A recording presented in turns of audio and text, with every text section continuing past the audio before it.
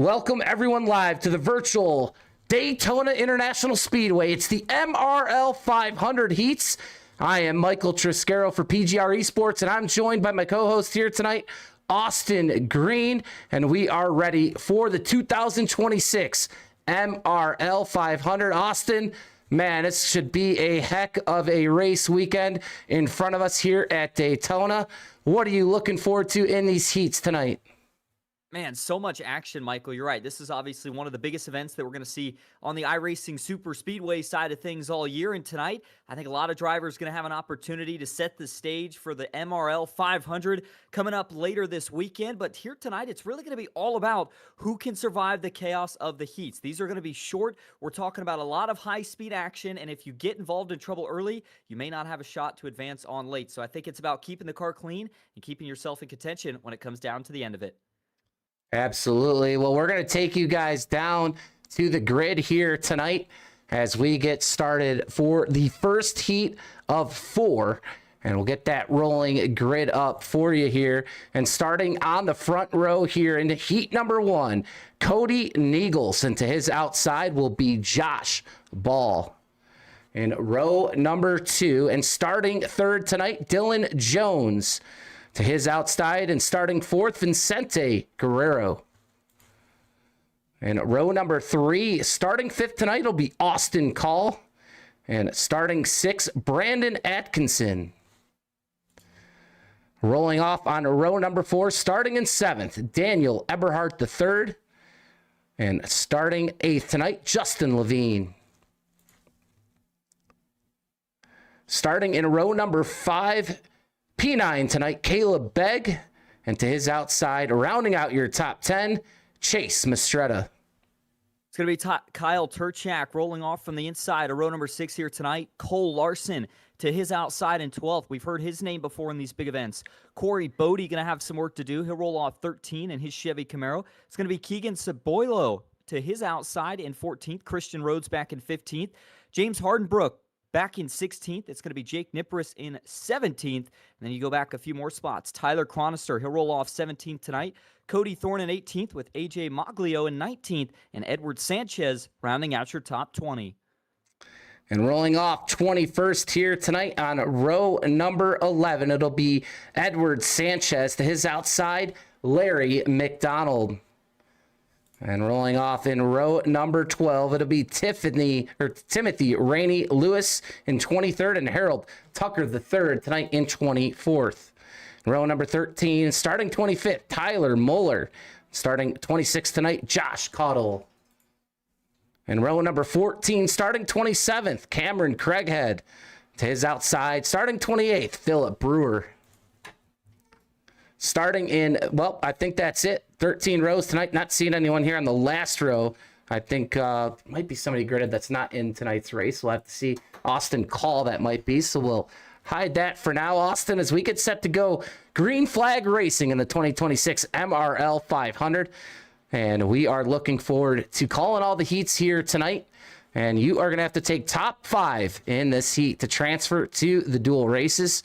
6th on, back to what I believe, 13th position, if I have that correct, will race in the LCQs. Actually, all the way back to 15th will race in the LCQs. And the rest of the drivers, 16th on back, will go home tonight.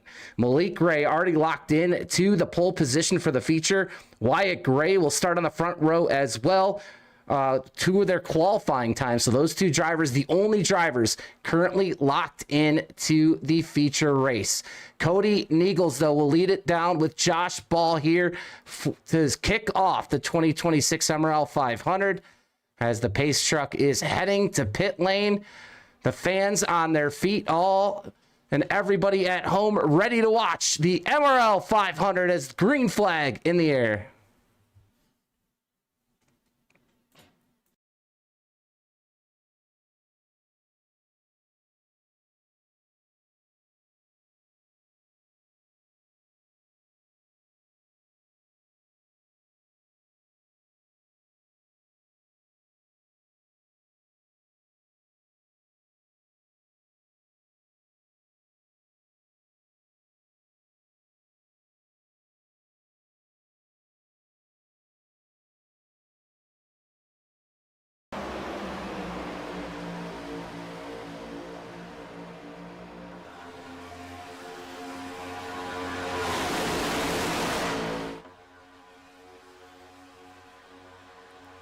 2x2 as they're going to cross the stripe. First lap under green complete, and the road to the MRL 500. Cody Nagels, former Omega Cup Spring Bowl champion on the ERA side of things. He leads lap 1, still 2x2, and it's worth noting these heat races very short, only 25 laps, so that's not a lot of time to try to get yourself in position and get to the front.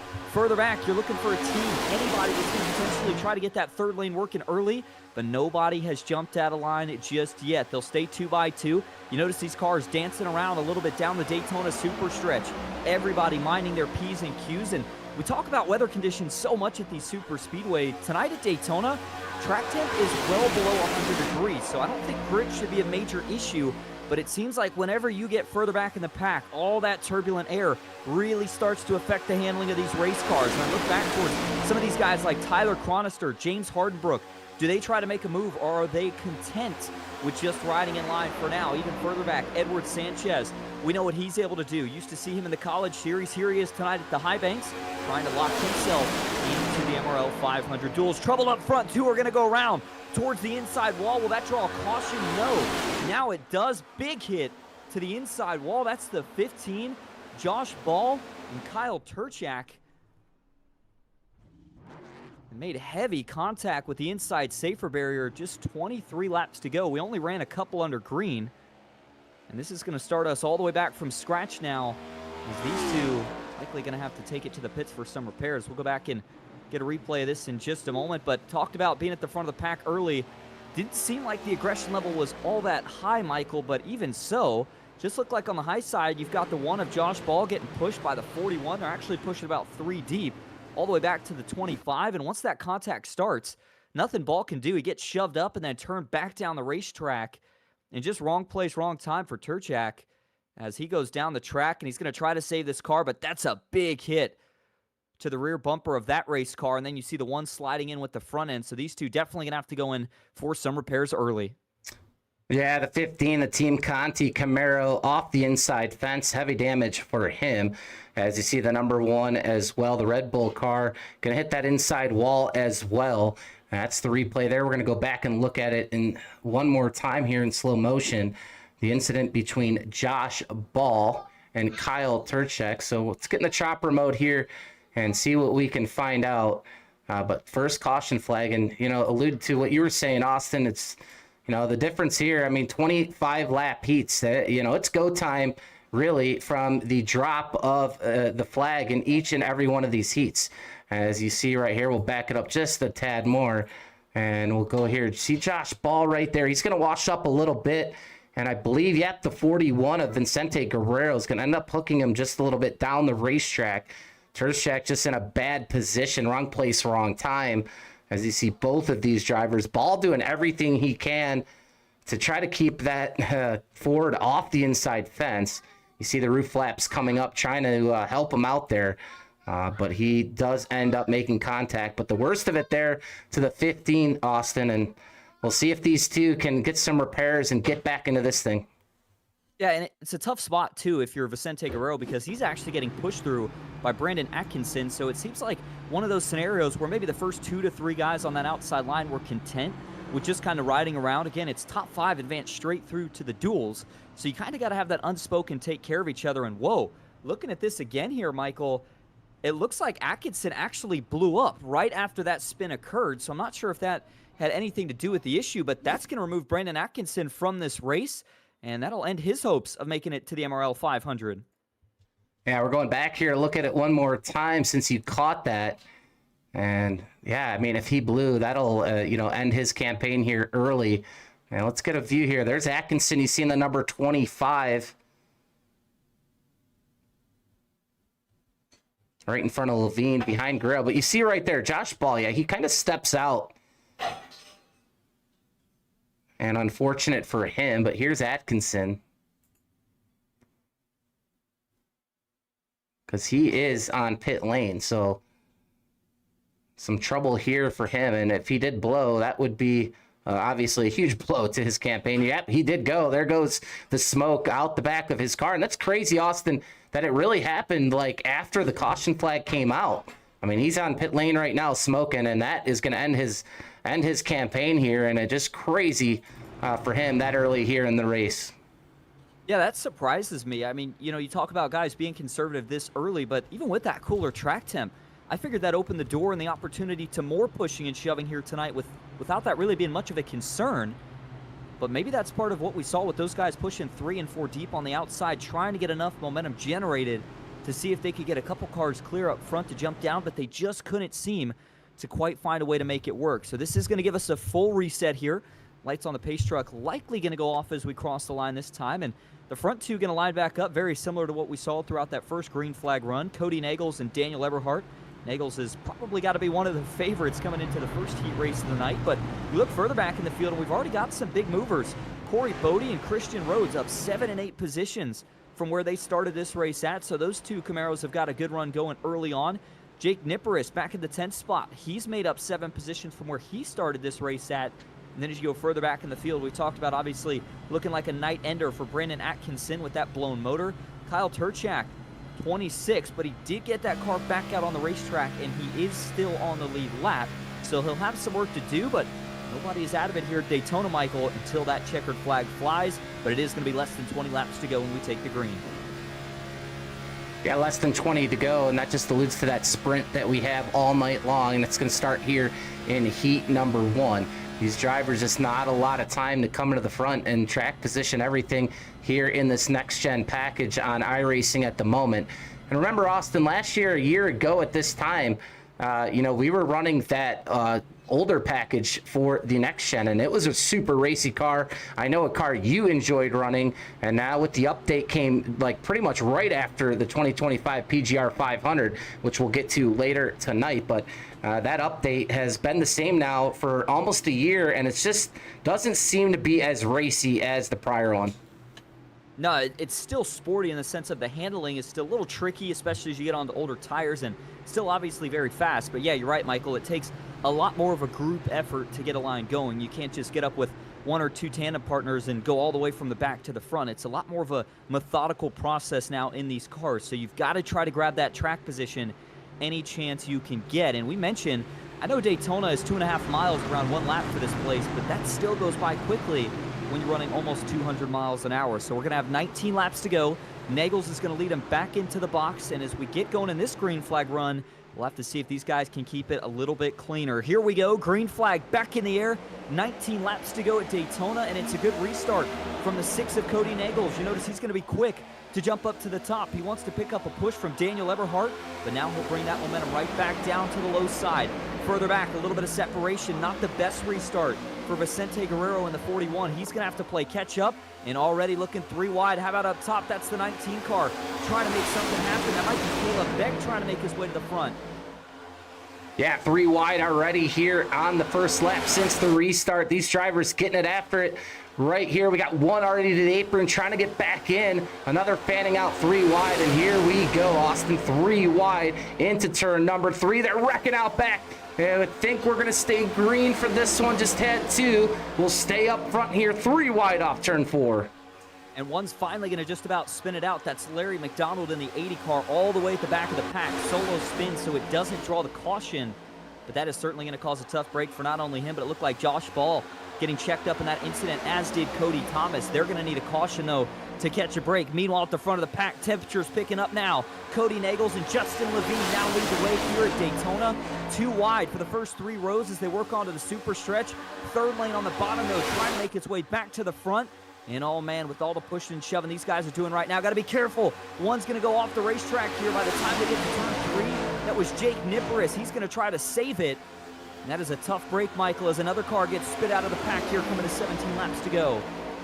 Yeah, off forward, still Cody Nagels, your pole sitter, leading. Well, now he's going to get passed by the 19, as the 19 is going to cross the straight first this time by Justin Levine to the lead. I do believe in the yellow and black car. We're going to have to get used to some of these different drivers we're not used to seeing outside of PGR eSports and the super speedway money racing community. And I'm looking forward to getting to know some of these guys over here. So a lot of them looking sporty at the moment. Justin Levine, you got Keegan Keegan Sabilo up here, Caleb Begg, Tyler Chronister, all here up in the top 10, as well as Eddie Sanchez. Philip Brewer now cracked the top 10 as well, as we stay 3 wide, 17 laps to go. But the man out front, Austin, it's the man who has won the Spring Bowl Omega Cup in the ERA. He's won a $4,000 payday on the iRacing service, so he is not new to big races. It's Cody Neagles. Yeah, exactly. To be quite frank, a lot of these guys, we have not called their names before, but 2 of them that we know for sure that are up in the front, Cody Nagels and Daniel Eberhard. Both of those 2 have been part of historic finishes in these big-time money racing events, but a lot of the guys that we haven't called before are up there in contention tonight. Splitting through the middle, this third lane continues to try to roll through the front. Meanwhile, on the outside, you've got Philip Brewer trying to do everything he can to push Caleb Begg to the front. But that momentum just not getting generated here at the moment. It'll be 15 laps to go, and at some point, if you're on this third lane, you got to think about trying to cycle who leads. And now they're really getting scattered 4 wide. Watch out. A little bit of contact. This might wreck them up in the trial. Well, can they save it? No. Big hits into the outside wall. It's going to bring us back under caution for the second time here tonight with just 15 laps to go. And this one's going to collect about 4 or 5 of them here. Philip Brewer's in it. Tyler Chronister, Timothy Rainey Lewis. And it looks like that car, Michael, has got some heavy, heavy front end damage. Couldn't tell Chase Mastretta may have been involved in this as well. This one collected quite a few of the favorites here tonight. Yeah, absolutely. Second caution flag here in heat number 1. And just 15 laps to go. You see Rainey Lewis has to tow to pit lane, and a lot of front end damage. You see it there on the right, middle, and left side of his race car, the Premier Setup 87 that is. And man, that's going to be a lot of damage to fix here in a short amount of time. Terzak back on pit lane as well. That Team Conti machine, number 15, looking roughed up on the right side as well. He's going to need to make a comeback tonight. We saw Larry McDonald earlier go off the pace. Maybe he'll be able to catch up now with your lead crew here, but back out front, yellow light still out. So yeah, wow. Whew. 2 caution flags here, Austin. These guys racing hard, though. If you think about it here, I mean, we dropped that green flag, and now already 2 cautions into this thing, and we've seen some 3-wide racing right from the start here. And these drivers thinking about, you know, obviously they want to get in the top 16 and move on, but the big ticket tonight, top 5, and a transfer into the duel. Yeah, there's obviously a lot on the line, and these cautions are certainly taking a lot of the drivers that had a good shot out of contention early. But this one's going to start right around Kyle Turchak once again. We saw him involved in the first caution of the night, but this is a really awkward situation because as they're coming off of turn 4, they're already 3 wide. We talk about how tough it is to go 4 wide here at Daytona, but that's exactly what the 48 of Cameron Craighead does, and I can't tell if it's by choice or if he's just trying to kind of adjust to the car in front of him that's a little bit all over the place as that car unloads off the banking. Now, as Craighead goes up, I think there might have been a little bit of contact between the right rear and then the left front for Cameron Craighead that sends him up into Turchak. That starts to get these guys bouncing around, and eventually Turchak gets into, it looks like, the O2 machine. And then from there, it's on. As they get up the track, just leaves no room for a lot of these guys to go. They spin out in a couple of different places, and ultimately, this leads to a pretty big one for Timothy Ray Lewis, who I think got the worst of this. Got that initial damage here, and then kind of on the second part of this, he's going to pile into the group with really nowhere to go, as about 3 or 4 of them all get collected up into the safer barrier. Yeah, I mean, another big, this one was the big one here, and a lot of cars collected up in this Chase Mastretta as well. I'll look out here from the cockpit of some of these guys in the back. I believe Tyler Muller, he's going to have a full mirror full of everything that happened here. This is going to be real time on board here with Muller.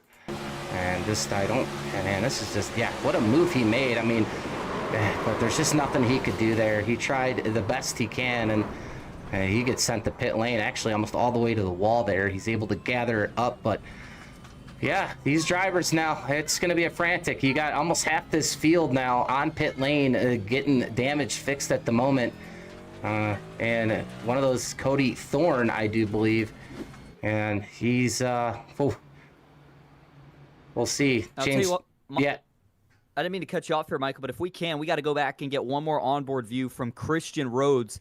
I don't understand how he misses this wreck. I mean, does everything but make contact with any of the race cars spinning out in front of him. This was a heck of a job by the 10 car to miss what was a pretty big accident through the tri-oval, and this is going to keep his hopes alive. Yeah, on boards here with Rhodes, and yeah, he gets into somebody in his rear, but look at that. He's going to go underneath, and he is going to be able to get around. Unbelievable there. As you see, we'll watch this in slow-mo, and he gets right behind Mistretta as Muller's coming down. So he takes a little front-end shot, but then watch this. He's got 3 cars wrecking, actually 5 cars wrecking right in front of him. He's going to hang a left here, and the Budweiser machine is going to get through this one.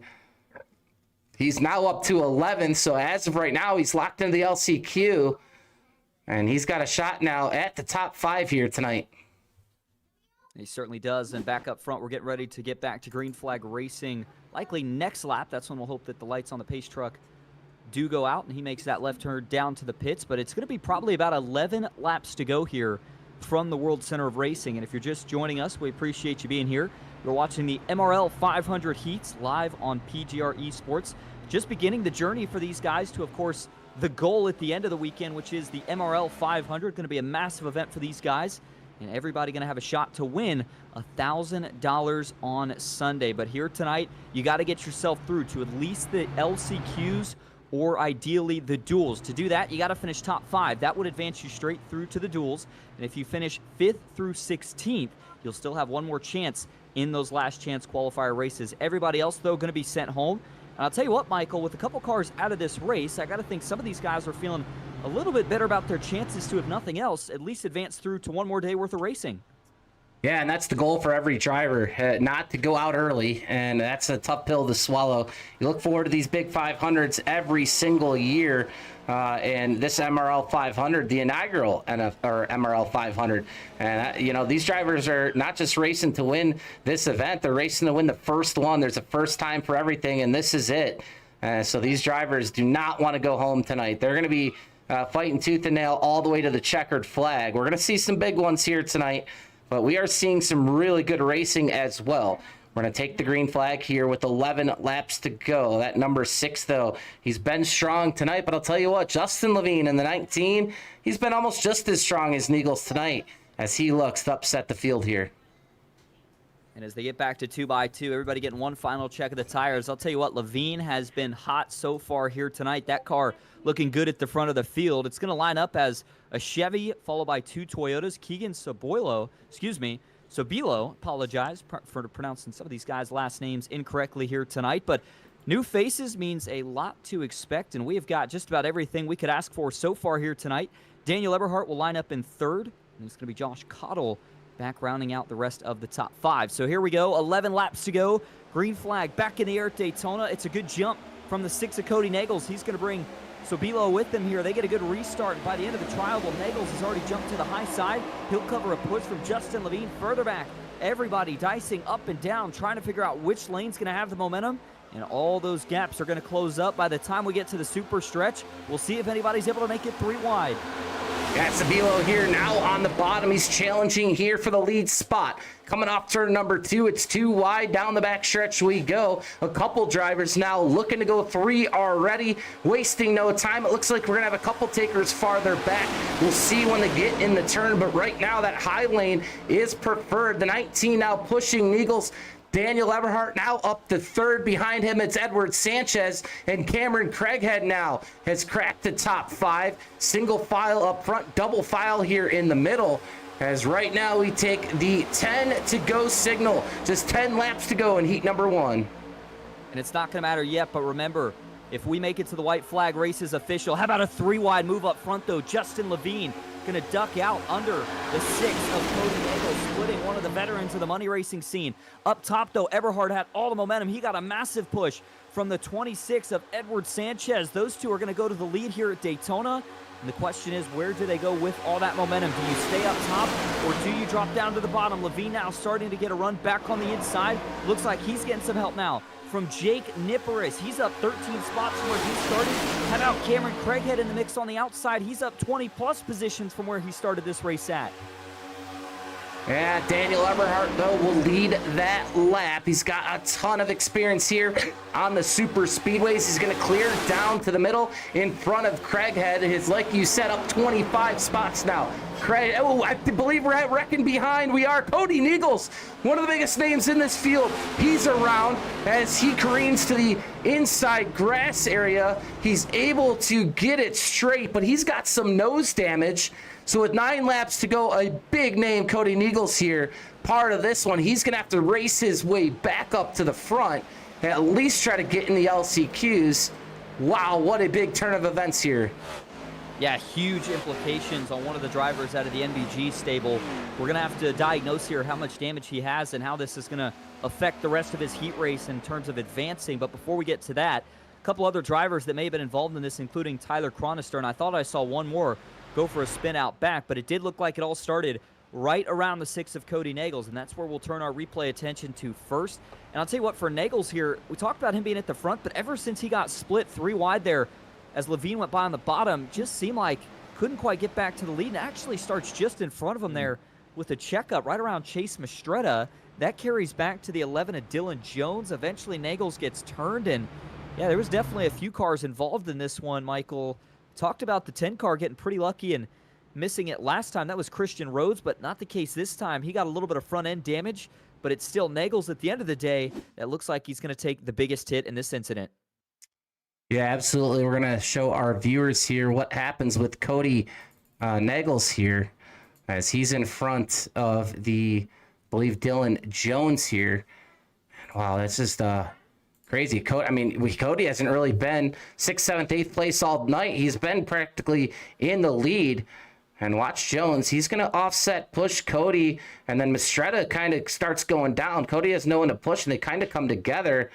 Dylan Jones kind of just stays in it and ends up turning the 6. They pretty much just wad him up behind as they all come into the wreck. And those two, they've worked together a lot, especially lately, but it's not Daniel Eberhardt and Dylan Jones, 2 guys that have worked, almost, it feels like a lifetime.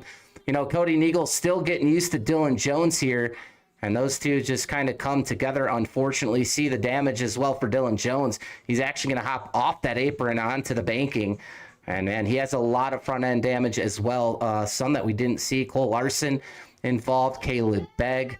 So host of drivers in this one. I mean, we've had now 2 big ones, but Cody Niegels looks like he's going to take the worst of it here. But if it's one thing I know about Cody, he will try to make a comeback here and try to still get himself locked into the LCQ nonetheless. But we'll see. It depends how much damage he has here tonight. That's for sure. And, I was looking back at it one more time, Michael. This is another kind of interesting incident because it almost looks like Edward Sanchez in the 26 was coming down a bit on the 8 of Chase Mastretta, and that may have been partially what sparked it. But when you look at it a little bit closer, Mastretta's also a little bit high compared to where the rest of that middle lane is running. And you got to remember, for Edward Sanchez, he's looking out the windshield. He can't see in kind of that blind spot area. So he's going down to grab a little bit of a side draft, but you've already got Chase Mastretta, who's worked up a little bit more than the rest of that middle lane, and those two get together via maybe a little bit of net code. Either way, that's where that contact starts, and then as that checkup goes backwards, I just don't think there's really much Dylan Jones can do. We talk about the energy that the pack has here. So hard to just slam on the brakes, especially when you're 3 deep, 8 rows back. So it's really tough for these guys. But, all things considered, I didn't see any race-ending hits. Obviously, a lot of damage for a few of the favorites, including Nagels, Jones, and a few other guys here, Tyler Chronister. But we'll have to see if they can get back to the front. We're not going to have that much longer left in this one. Only about 5 or 6 laps to go here, Michael. So I think most people are pretty much in desperation mode if you're outside of the top 16.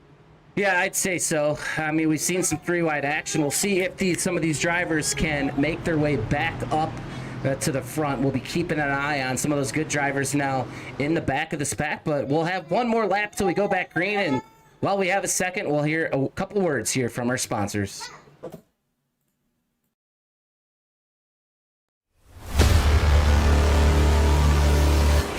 Here out of turn 4. Tries to slam the door, but they sends him right back up the racetrack. Big moment for Bodie between him and Dexter.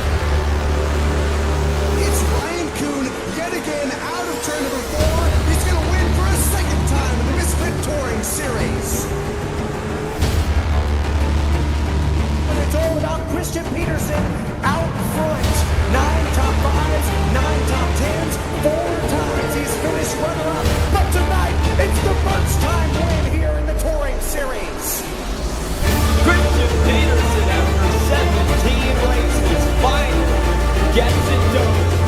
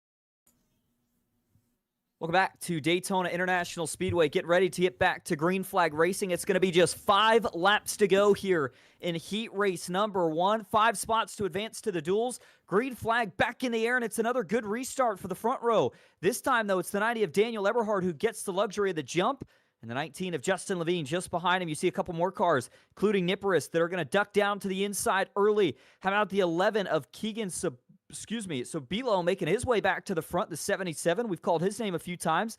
Cody Thorne in 7th. Harold Tucker now making his way back to the front of the pack, but the outside, all the momentum in the world right now, they're going to get 3-4 cars clear down the super stretch.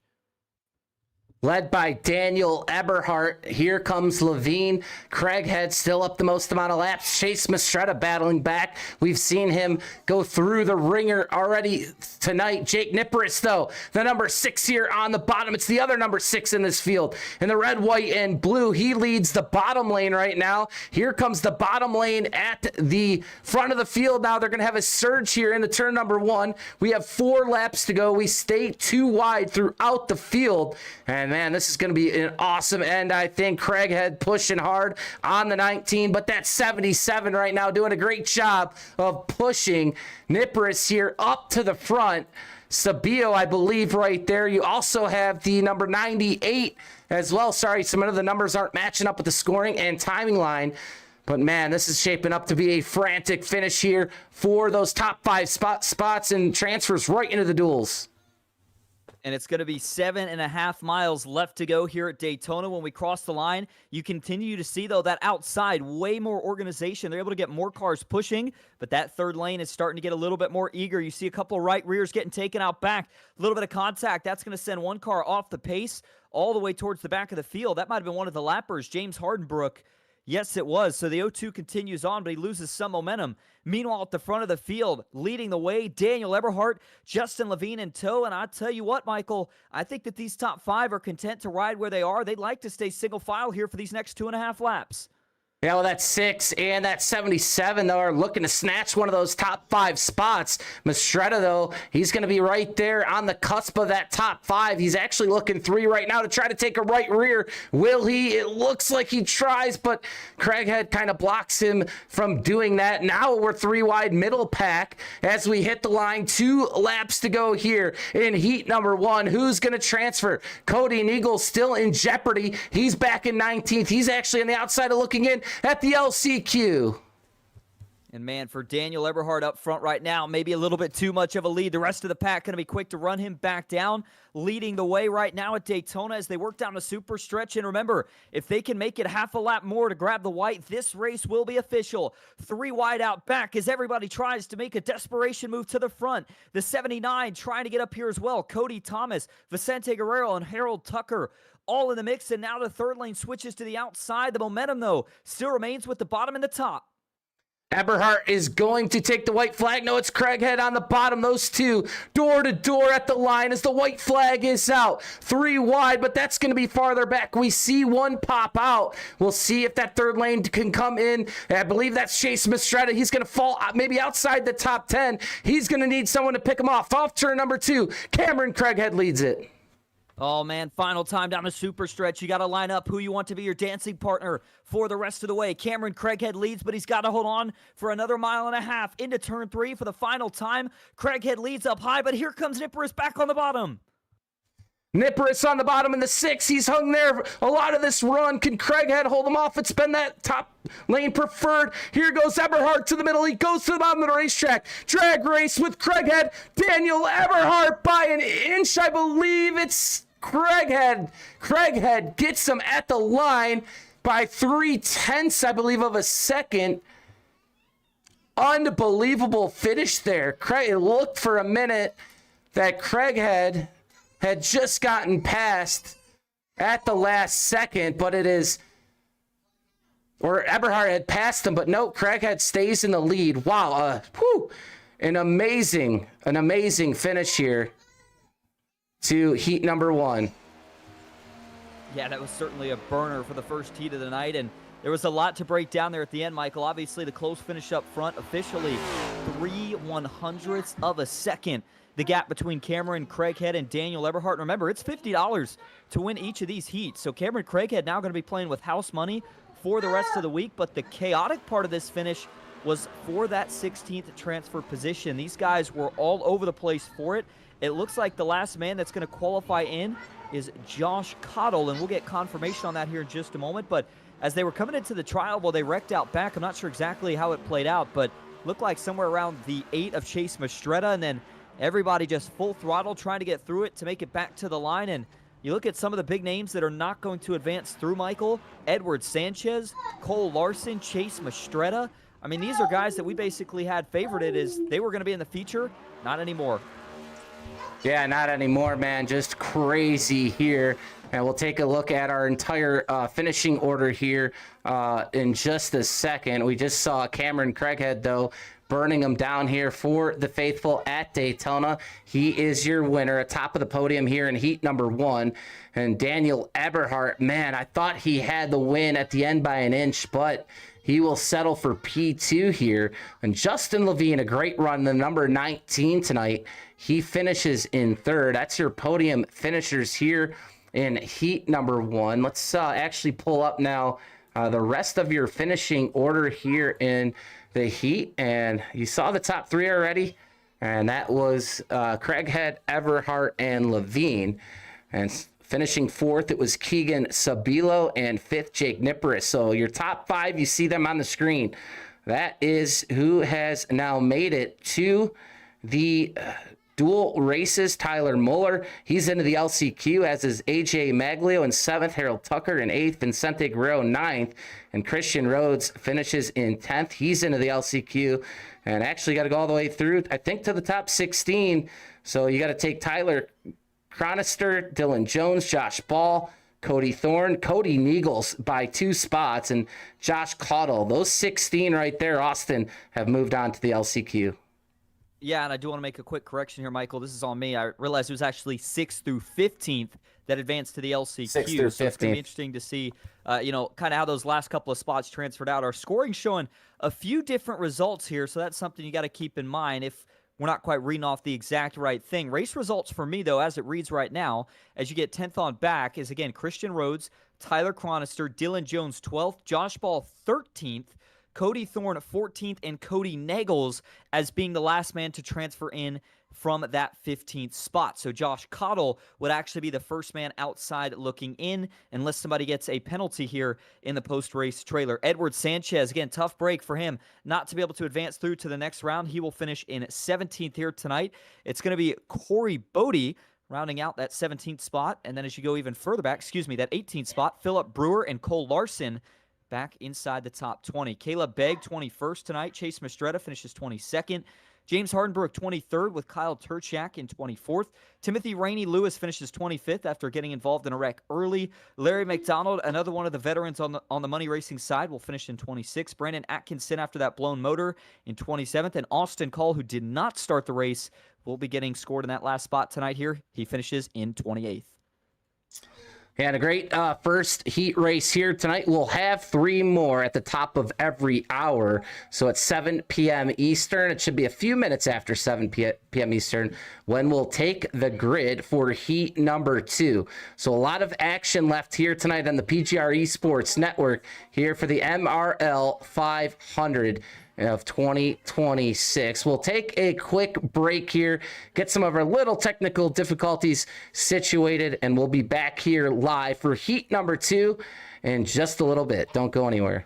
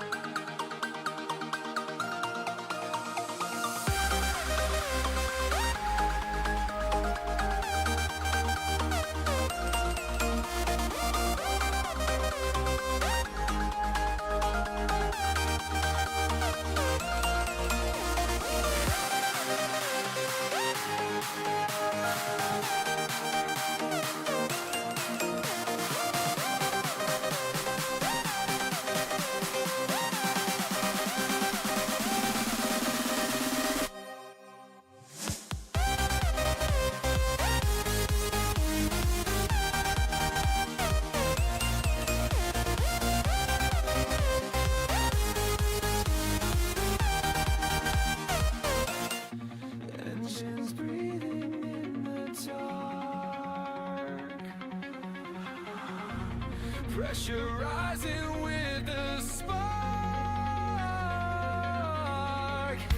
One wrong move and you fall apart. So brace yourself, don't blink.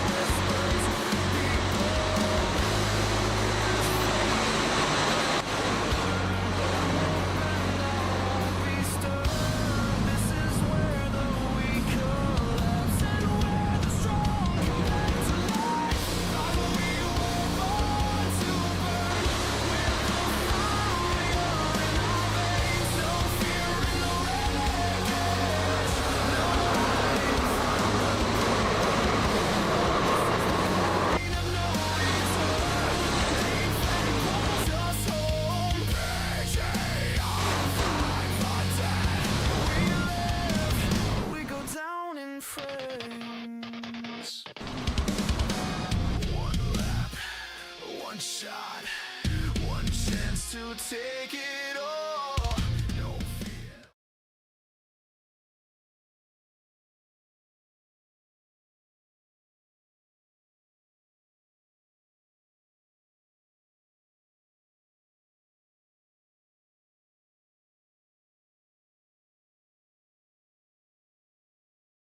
Well, good evening, everyone, and welcome back to Daytona International Speedway, also known as the World Center of Racing, and one of the tracks that all sim racers have circled on their calendars. Everybody wants to win here, but when it's for an event like this, it just means a little bit more. The journey to the MRL 500 has already kicked off here tonight. We had Heat Race 1, which wrapped up not too long ago. Cameron Craighead able to find victory lane over there.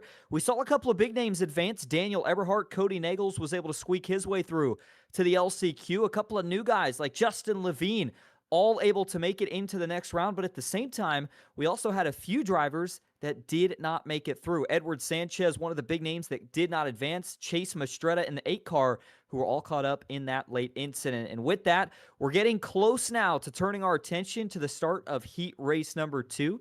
Drivers are still in the warm-up period, so we still got a little bit of time, but we do want to go ahead and get ready to bring you in here up into the booth where you find myself, Austin Green, alongside my partner, Michael Triscaro. And we're so happy to be bringing you all the action here tonight on PGR eSports, so we thank you for joining us. And Michael, a lot of chaos throughout that first heat. What can we expect to see here in heat race number 2?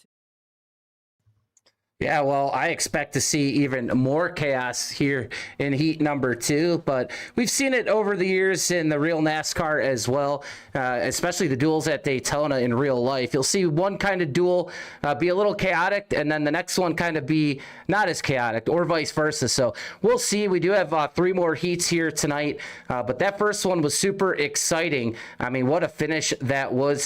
Cameron Craighead in a photo finish there with Daniel Eberhardt III. 2 drivers that obviously you and I know very well in the money racing community on super speedways. And I mean, did you really think the winner was going to come from anyone but that group? I mean, because I did not. We'd expect a lot of more wins here tonight from the money racing community on super speedways. But, you know, Craig had a great start here to the MRL 500. Yeah, and you know, Daniel Eberhardt, of course, we think back a few years ago during the PGR 500 where he had that legendary photo finish with Coke Series driver Casey Kerwin at that time. So, yeah, no surprise to see him part of another photo finish here at Daytona. But, you know, talking about some of the things to keep in mind for the rest of the heat races, because we've got Heat 2 getting ready to come up, but then after that, we've got 2 more tonight that you're going to want to stick around and watch as well. $50, though, is on the line to each of these heat race winners. So for Cameron Craighead, I mentioned this at the end of heat race 1, but he's got to be feeling pretty good because, first of all, he locked himself into the duels, and he's also going to be playing with house money for the rest of the week. So even if things don't turn out the way he wants in his duel, he already made his money back here, and he'll also still have a good chance at going for that $1,000 first place prize in the MRL 500 feature. A lot of drivers, though, in the second heat, Michael, and I know we'll get to the names once we actually get to the grid, but these are guys that we haven't talked much about either, but you look at some of the I ratings, some of the experience on different kinds of oval racing, we've got another pretty stacked heat lining up here. Yeah, we do. I'm looking forward to it. Right now in practice, Julian Ricci leads this practice session right now. These drivers getting warmed up for action.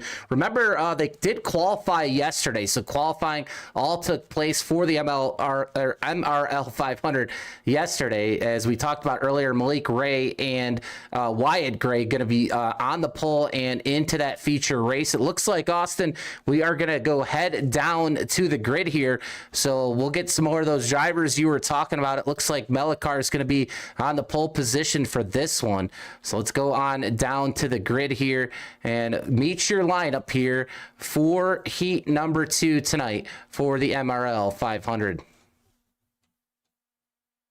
And so we'll kick things off here as we roll it up here with your pole sitter here on the night. As you mentioned, Justin Melikar will start from that first starting position. So he's going to have the best view in the house to lead these guys to green for heat race number 2. And as they organize, the man who's going to roll off second here tonight is going to be Jack Mace. Jackson Buys, another one of the younger but very veteran money racing drivers. He'll roll off from third. It's going to be Sean Rink to his outside in fourth. Maxwell Caldwell will roll off tonight in fifth. It's going to be Christian Pedersen to the outside of row number 3. Ace Wells in the number 5 car will start 7th here tonight. It's going to be Steven Aberstadt, who will roll off from 8th. Aiden Shrine will roll off from 9th, and it's going to be Benazzi Major rounding out the top 10.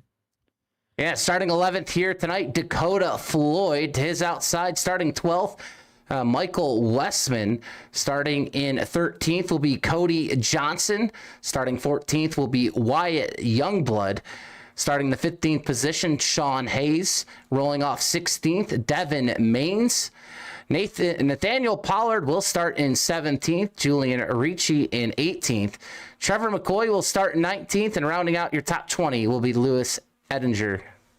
Starting 21st here in heat race number 2 is going to be Julian Ricci. Trevor McCoy will roll off 22nd. Austin Sailback in 23rd with Lewis Ettinger to his outside in at 24th.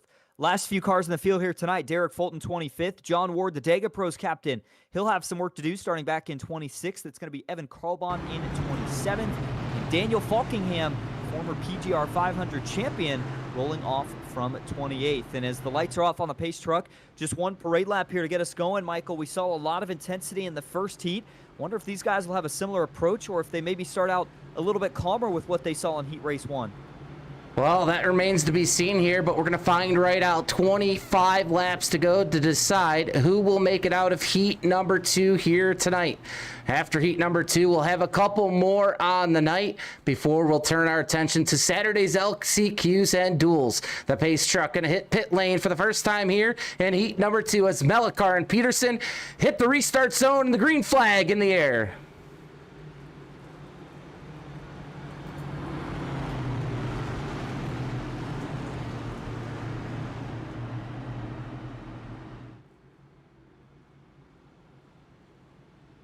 And it looks like the restart here was actually scratched. Not sure what the issue was, if they had a car start on the pits or...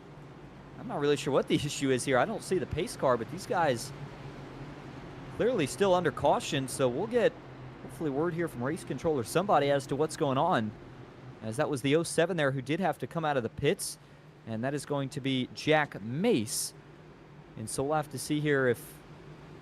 Yeah, I'm really not sure, Michael, what the deal is here, because again... There's no pace car out on the track. These guys continue to roll slow. I think what they're doing, I think they're waiting for the guys that accidentally missed the grid. They're going to let them start in the back or potentially whatever their starting positions were supposed to be, and then we'll get things going here. The question is going to be, where do they do this restart at? Yeah, I was trying to bring up our scrolling grid here, and we had some issues with that. So I wonder if there's something going on within the session itself, because we had no problems with the scrolling grid there in heat number 1. We tried to pull it up here for heat number 2, and we saw nothing coming up on our screen. We also don't see a pace car, which is super odd to me. At least it's not on my screen.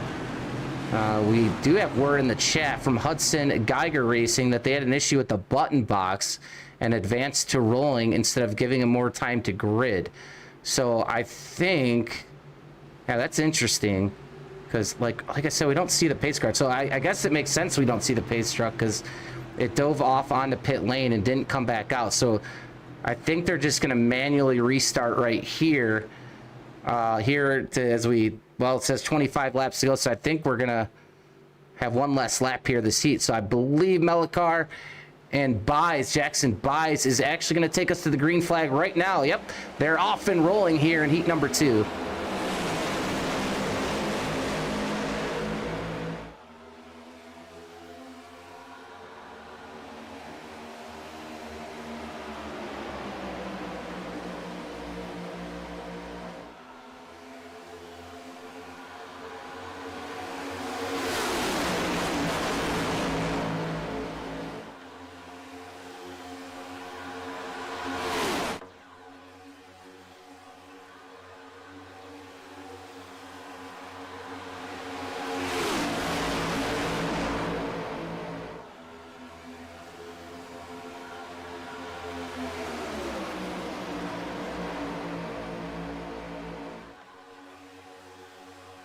Jackson Buys and Christian Pedersen going to lead him across the field here in lap number 1 of Heat Race 2.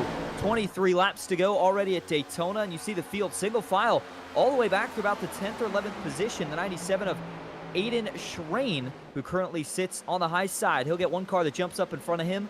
Melikar now leads the bottom, but not a lot of momentum down there at the moment as caution is out for the first time here tonight, and this is going to be for an issue that is further back in the field. Looks like maybe Evan Carlbon, potentially Devin Maines. Somewhere in that area is where we could have saw this issue. It did lead to the first caution of the night. In fact, yes, getting a report here that it was Devin Maines. You see a little bit of right front damage there to his Chevy Camaro.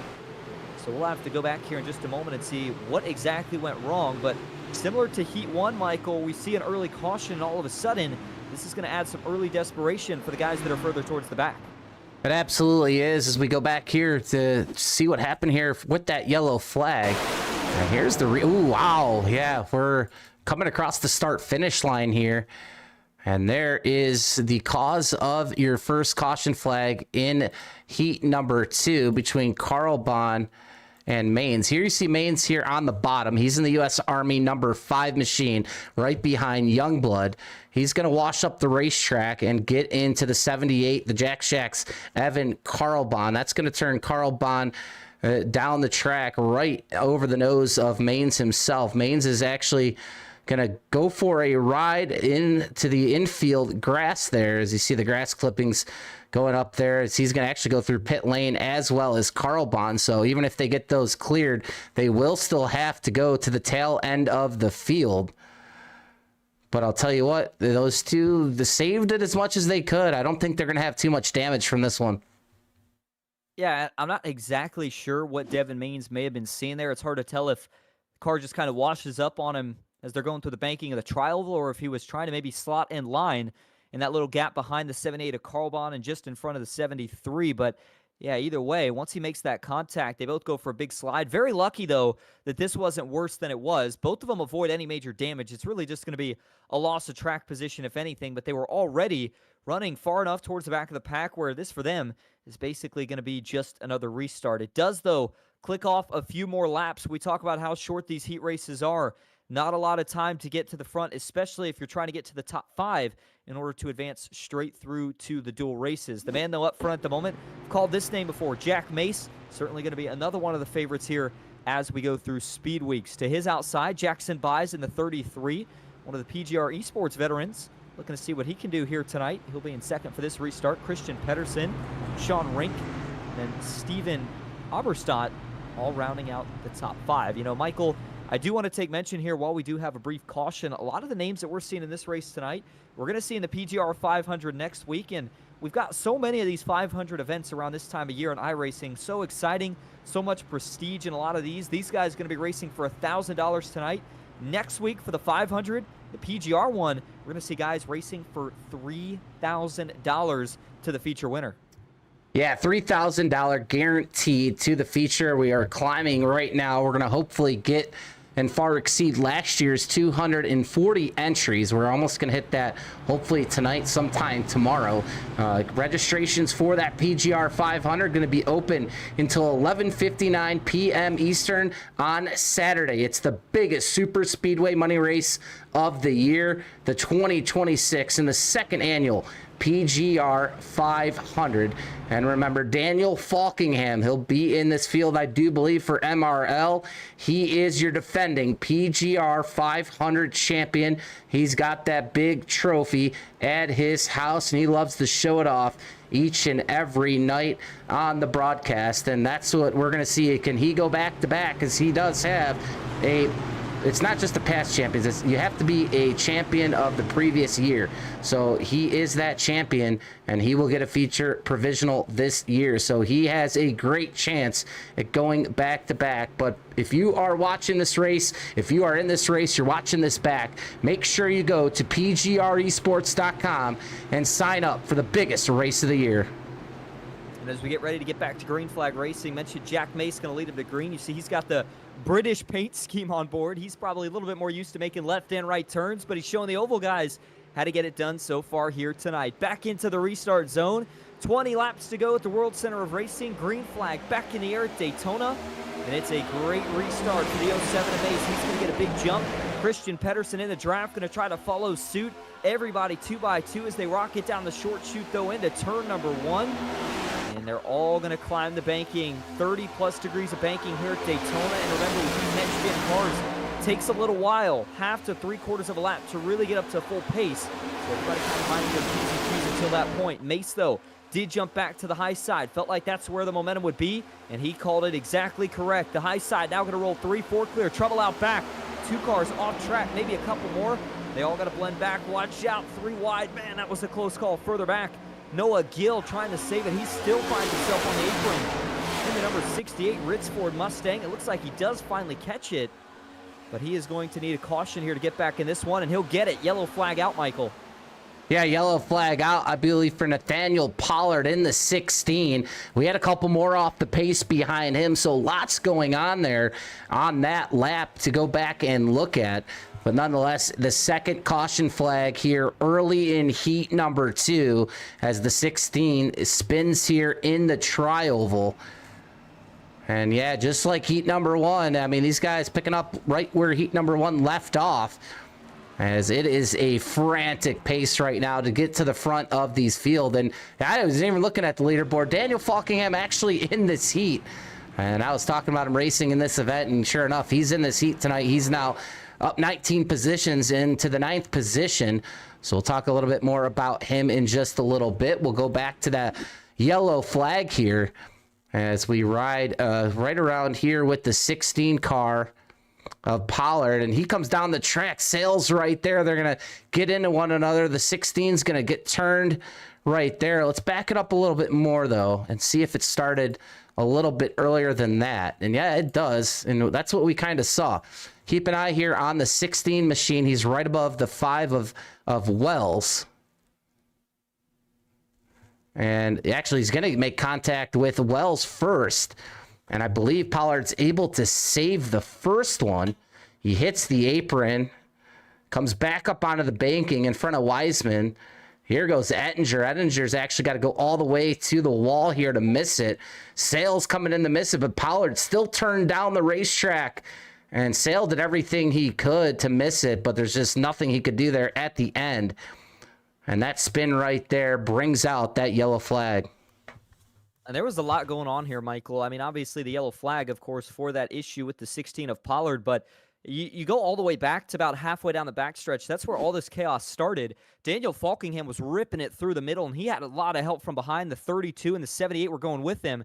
As that happens, it looks like the 5 of Wells, all that turbulent air as you start to get side drafted back, started to get that car wiggling around. And as he was dancing, a little bit of contact here between, I think, the 32 and the 5, and that's what kind of gets that first issue that we saw a couple of cars dart off track.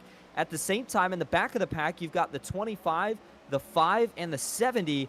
They get together. A couple of them fall off track. And then finally, once we get over into turn 4, Pollard obviously gets that contact that eventually brings out the caution. And that may have been a good thing, because if we don't get that caution, Michael, I think about 3/4 of the pack pulls away from everybody else. Yeah, they sure do. Man, I'm laughing up here, actually, because if you get a load of Pollard's side of his car, it says yellow flag. Well, the 16, sure enough, brought out the yellow flag tonight. You see it right there, plastered on the side of his next-gen car, and that is too funny. But hopefully he can overcome that one. Now sits in the last position, 28th right now. And yeah, Austin, that was a big caution for some of these drivers here in the back. You never know here. You could get a long green flag run, take it to the checkered flag of this one, and be left in the dust. But here we are under caution, as I believe Austin Sale now up in the front, as well as Jack Mace. At least on my scoring timing, Jackson buys as well. I think someone's blinking out here, so here we go back up front. As you see, Jackson buys there in the black and white number 33. Mace here on the bottom in the black and red. Carrying the British flag there on the front of his Chevrolet, as the pace truck light should be going off here this time by. We should be ready to go back green flag racing here at Daytona. Remember the MRL 500 heat number 2 tonight. And some really good action here. And the lead up to the 2026 PGR 500. And here's Daniel Falkingham, the winner of that event. A couple $1,000 paycheck just a year ago. Same week, actually, as this MRL 500. And remember his reaction, Austin, during that race. I know you were in that race as well. A great finish, I do believe. A chance at winning it as well late. Yeah, maybe so, but that race gave me a friendly reminder that I may need to stick up here in the booth. Not quite smart enough there at the end to get it done, but, you know, that's what makes these kind of events so exciting, Michael. Even when you're in the heat races like this, if you find yourself up inside the top 5 or in position to win when you get down to the end of these races, I know it sounds silly, but it's just the feeling you get as a driver where you almost get kind of those nerves and the jitters. You can see that you're in a position where you could potentially win $50, move on to the heats, knowing that you're still in contention for that feature. It's just something about these big events is what draws so many of these drivers in, as everybody wants to be named, whether it's a MRL 500 champion, PGR 500 champion, when it used to be a podium 500 champion, but only a select few actually get the honors of that. And we're going to have a chance to give somebody else that crown this weekend for the MRL 500, but it all kicks off here tonight. Again, if you're just joining in, we appreciate you being here. You are watching heat race number 2. We've got 2 more heats to go later tonight, and then the LCQs and the duels will take place on Saturday. V-Speed will be taking over for some of those, so if you're looking for further broadcasting for the feature in the duels, you will have to head over there. But let's get back to the focus here tonight, because, Michael, it's going to be just 16 laps to go. Starting to get down to crunch time. Pay window not open just yet, but Jack Mace has looked stout up front, and he will lead us back to green once again. Jackson buys on the outside. Engines are going to roar back to life once again. 16 laps to go at Daytona. A great restart here for Mace. He's going to go up the racetrack, block the run here of Jackson buys. As you see, the third car in line, that's Munasti Major, the new entry into the PGR 500 next week. He's trying to make a name for himself, though, here in the MRL 500. Behind him, it's Christian Peterson now up to the top 5 as the high lane starting to row. Now we have a middle lane as Slice. Ooh, the 2 meet in the middle. I believe that is, I can't see him, that's Daniel Falkingham. And it looks like the 67 makes a good move to go back up the racetrack. That's Chris Story as he almost comes into contact with Falkingham. 3 wide off, 4. Ooh, Mace gets loose off the exit. 2 by 2 as they're going to cross the line this time. 15 laps to go. Mace continues to lead, and aggression has been the name of the game for the 07 up front. Third lane trying to get going, but nothing doing just yet. Jackson buys, though, doing all the pushing on the outside as Mace continues to control. Boy, you heard me mention that third lane further back. That was actually the 23, Christian Pedersen. Got kind of spit out, and now he's gone all the way to the back of the train. Further up the field, though, here we go. 3 wide, Daniel Falkingham. He's going to get the help, and all of a sudden, it's the 82 of Munatsi Major that's the odd man out. Yeah, Munasti Major going backwards, but going forwards is this man right here, the 71 car of Sean Rink. He leads that bottom lane. It's safe to be there right now. Yes, that high lane is moving, but that bottom lane prevailed a little bit there at the end of heat number 1. If you're leading that lane, you should be a safe bet to get at least into the LCQ. If not, try to charge into the top 5. Here comes the number 92, though, in the middle. It's John Ward in his Camaro as he follows Evan Carlbon, making his way back up to the front. Action heating up with 14 laps to go. And they almost split 4 wide as they worked onto the super stretch. They thought better of it. The 67 now trying to make some moves. That's Chris Story. Haven't called his name trouble. One around in the pack. Now the 73 is going to spin. Couple of hits to the outside wall, and it's the big one here in Heat Race 2 at Daytona. Caution back out. Third one of the night. And this collects the majority of the back half of the pack. Yes, it does. Ace Wells involved. You see him trying to get it going here. Nathaniel Pollard, I should say, in another wreck, unfortunately. Wyatt Youngblood, his Toyota Camry has damage to the front end. Another big one, Steven Oberstadt. He's involved. You see Wells behind him. Maxwell Caldwell, another big wreck here. Third caution flag now thrown here in heat number 2. We have 13 laps to go at the moment. Falkingham leads Carlbon, Mace, Buys, and Ward as the cream has risen to the top here in this heat. As you see Oberstadt there try to limp his way back to pit lane to try to get repairs done. He'll need them here. And another big one. Let's go back to the incident here that brings out our third caution flag. They are 3 wide, all entering turn number 3 here. And keep an eye here in the middle of your screen. The 94 turned around, possibly off the nose of the 67. We'll look at it again in a minute. There goes the 73 machine as well. And they are just going to collect them all. The 23 involved, as is the 3. Austin Sale, I believe. I mean, just a ton of cars coming into this one. This is just a big one here. Youngblood involved. You see a couple cars going all the way to the apron, even the grass there to avoid it. As the smoke flies here. And that is just textbook Daytona right there, Austin. In between turn 3 and 4. It is, because you're running just feet apart here, 3 wide in the back of the pack, and it all starts as Chris Story just gets up the racetrack a little bit as the cars are setting to go into turn 3, and the 94 Maxwell Caldwell up there just minding his own business, but as the 67 drifts up, looked like there was a little bit of contact. You could argue maybe it was a little bit of net code, but I think these two were going to have contact regardless. But once the 67 gets into the 94, it turns that car around, and then whenever you get a car turned down the corner in the middle of the pack, you know it's going to be pretty big here. Just really nowhere to run. And everybody that piles in, nowhere to go. Guys trying to scatter to the grass. Some try to shoot the middle. Some get on the brakes. But all in all, Michael, it looks like it collects about 5 to 10 cars. And when you've only got 30 cars in the heat, that's pretty significant. We're going to go back green with somewhere right around 10 laps to go. That's not very long. And similar to, once again, what we saw in Heat Race 1, eliminating a lot of the drivers that would have, been in contention for those last couple of transfer positions into the LCQ. And when everybody gets back onto the racetrack, we may very well only have just over 20 cars left in this heat.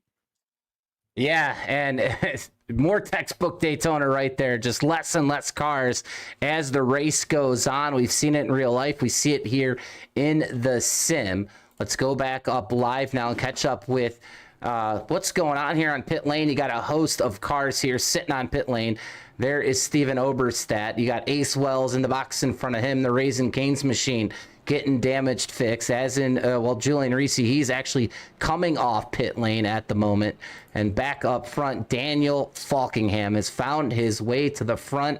And that is not good news for the rest of the field behind him. As Evan Karlbahn now, he is cycled up to the second position. Another driver capable here of winning this heat, and some really big names now have surfaced up here. You see Justin Melikar right outside the top 5 positions right now. He's in 8th, and the fight for the top 5 is going to be fierce here in the closing laps. We'll take the green flag with 10 laps to go next time. But it'll be a sprint to find out who will advance to this weekend.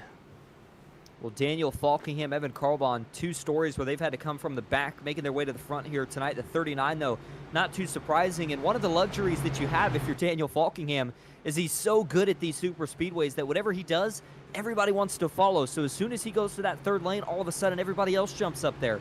For the 78 of Karlbahn, a little bit of a tougher journey to the front. Got involved in that first caution of the night, but he's able to keep his head on straight, and here he finds himself starting on the front row with what will be 10 laps to go. Those two, by the way, are up more than 25 positions from where they started this race at. You go back a few spots. John Ward, the Dega Pros captain, different paint scheme on board for him tonight, but he has also picked up over 20 positions from where he started this race from.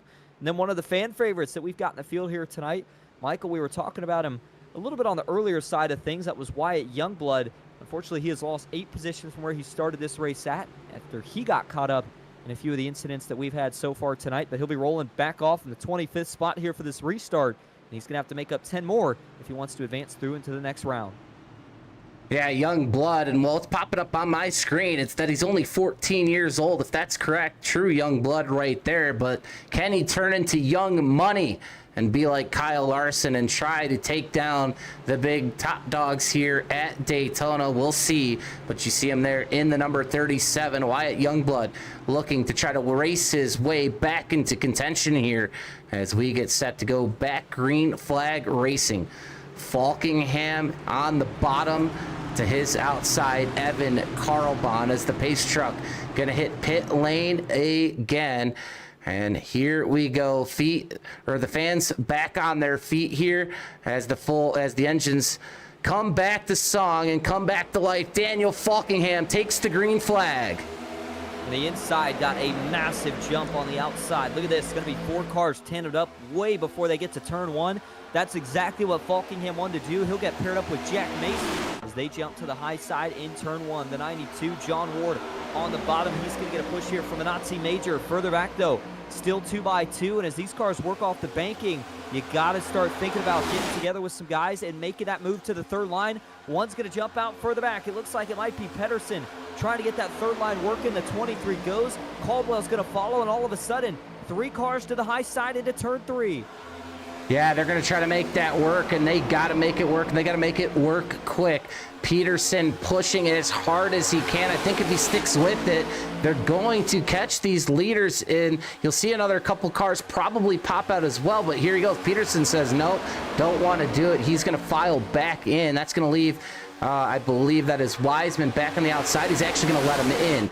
So it goes back to 2 wide racing here. Up front at single file is Mace now to the back bumper of Falkingham. He's going to try to give Falkingham a run for his money here, but Falkingham stays out front. We have 9 laps to go. Jackson buys back into the top 5, as is Sean Rink.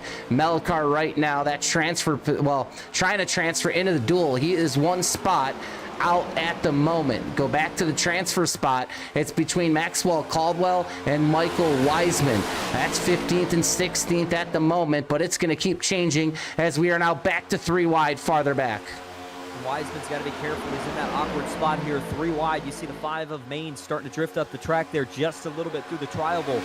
Everybody, though, is going to keep it pretty neat and tidy at the moment. The 70 trying to get back up here as well. Derek Fulton, haven't got a chance to see him at the front too much yet tonight. He's gotten caught up in a few different areas of trouble on this racetrack, but look at this. 3 wide towards the back half of the pack. Up front, these guys have single filed out, and this is what I was wondering if we would see in the first heat. Somebody's got to realize that, listen, the top 5 are going to advance through. Guys, if we're up here in the top 5, I know it's $50 they're wrecking out back. Sorry to cut you off. Together. Yellow flag is out, 4th caution flag. And we have some trouble back here in the pack. Sorry about the camera work here, but it's Wyatt Youngblood and the 16th of Nathaniel Pollard again. And it brings out your 4th caution flag with just 7 laps to go here in heat number 2. And Austin, that'll definitely turn this upside down just a little bit. Those front 5 were pulling away, and they weren't having to race too much up front. We had a lot of racing going on for that transfer spot, but you see Youngblood here, some damage there to the right side, the right front. And he'll have to come around for some repairs, as will Pollard. He's been on pit lane all night long here in this season. He's got a lot of front end damage. Certainly does. And for Nathaniel Pollard, that's kind of where this all starts. It's another big checkup. Now, it's interesting here, and we're going to have to listen to the onboard view, but for Pollard, it's almost as if maybe he lifted. Oh, he did, I think. And I don't think that that whole line behind him was expecting that, because there was still a pretty big gap in front of him.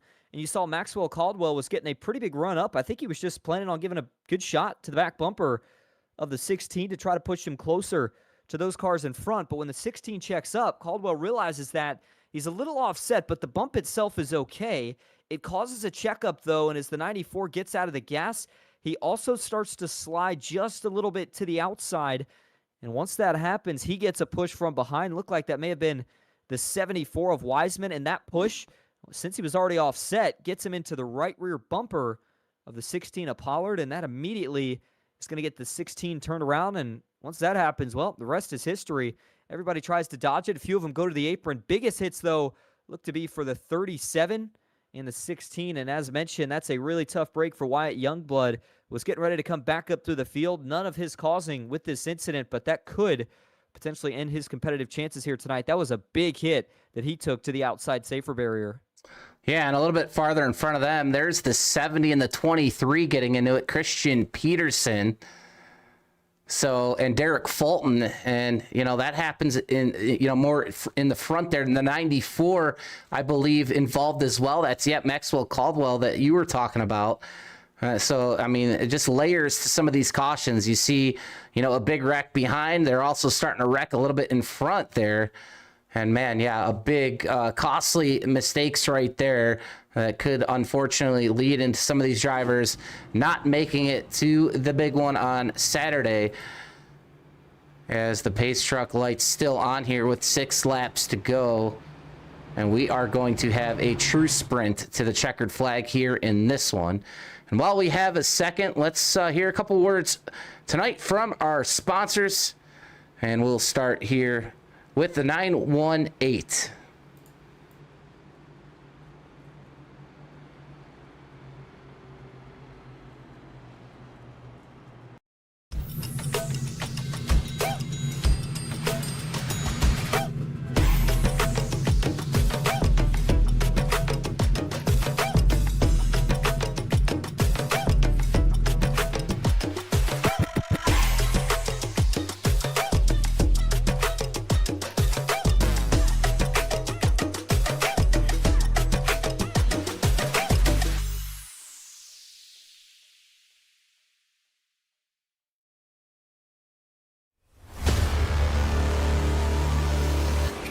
Here out of turn 4. Tries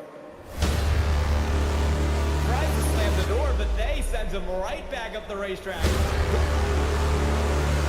Big moment for Boney between him and Dexter. It's Ryan Kuhn yet again out of turn number 4. He's going to win for a second time in the Misfit Touring Series. And it's all about Christian Peterson out front. 9 top 5s, 9 top 10s, 4 times he's finished runner-up. But tonight, it's the lunchtime win here in the Touring Series. Christian Peterson, after 17 races, finally gets it done.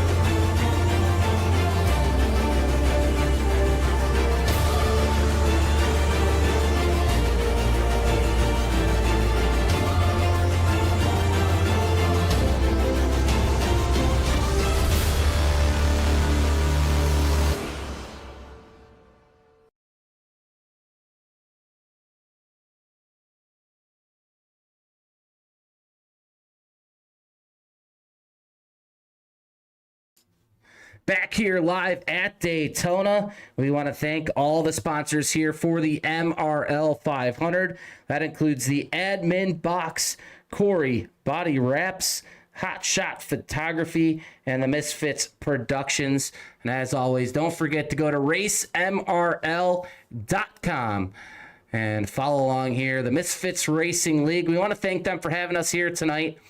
I know that hasn't been perfect on my end tonight. I want to apologize for a couple of rare mistakes, but Austin up here with me tonight. He's our lead broadcaster here at PGR eSports. Him and Dawson Wise. I'm doing some of the production here tonight, getting some of my feet wet here for some bigger races. But, man, I want to thank Kyle Adams and the crew over here at MRL for having us come on board here for the heat races and carrying them for free for all you fans here tonight and all you drivers here watching. We appreciate it. And here we go. It's going to be 4 laps to go when we hit the line as Falkingham and Jack Mace get to the restart zone. Green flag back in the air. Green flag back in the air, and it's going to be just 4 laps to go here at Daytona. Daniel Falkingham with the massive jump. Him and Jack Mace actually go way further back than that. Carlbon, Bides, and Melikar all clear. Now it's going to be a question of, do all 5 of these guys stay in line, or do a couple of them jump down? I think if you're the 33 of Bides, go down, see if Melikar follows. This inside starting to roll up, but now we've got a third lane trying to work through the middle here. Side by side as they work down the super stretch, and we are 3 wide here with just 3.5 laps to go. Falkingham leads, but everybody trying to chase him down. As they chase him down, look at the transfer spots right now. It's 3 wide mid-pack all the way to the back. Munasti Major right now exchanging blows with Michael Weissman and Derek Fulton. It's going to be up to these guys to try to get themselves in to at least the LCQ. 3 wide split up front. It's the 23 making his way back up to the front. That's Christian Peterson. The 57 is Dakota Floyd, now calling his name out. He's broken back up inside the top 6. 3 wide as you get 7th on back, but up front the leaders are content to stay single file for the moment. Pedersen leads the middle of that 3 wide group. On the inside, it's still the 1 trying to get towards the front, and you've still got Wells on the outside. A lot of damage to the front nose of his Ford Mustang, but he is continuing to stay in the mix. Going to go to the inside now. Looks like Wells going to try to make a move on Pedersen. Makes it stick, but now he's got to go all the way to the bottom. That top line has got the momentum as they cross the line. 2 laps to go. Falkingham still in control of Daytona. A familiar spot for Falkingham as 2 are wrecking. Caution flag is out. Didn't mean to cut you off there, Michael, but yes, didn't know if the camera was able to capture that back of the pack accident that did just bring out the caution here. And will send us to our likely 1 and only attempt at a green-white checkered. I would assume these guys have an overtime here set up for the race, and it is indeed Ace Wells with the big damage to the front nose of his Ford Mustang. A little difficult to tell if this is new damage or the exact damage that he had from the last one. I have a bad feeling it may be some new damage. Let's go back and look at it first and find out, though. This is as they're coming through the trial. We'll notice that it's in that big 3 wide pack where we saw a lot of momentum but a lot of chaos here as they were getting down to the end of it. Everybody battling for those final transfer spots, both to the Duels and the LCQs. And it looks like the 5 getting up the racetrack. That may have been a little bit of a result of that push from Sean Haynes.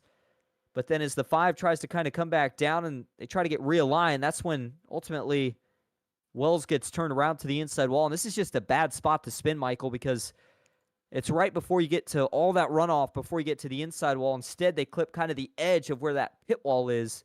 And that leads to a pretty big hit for both Hayes and the 5 of Wells. And so this could potentially be an ender to their night.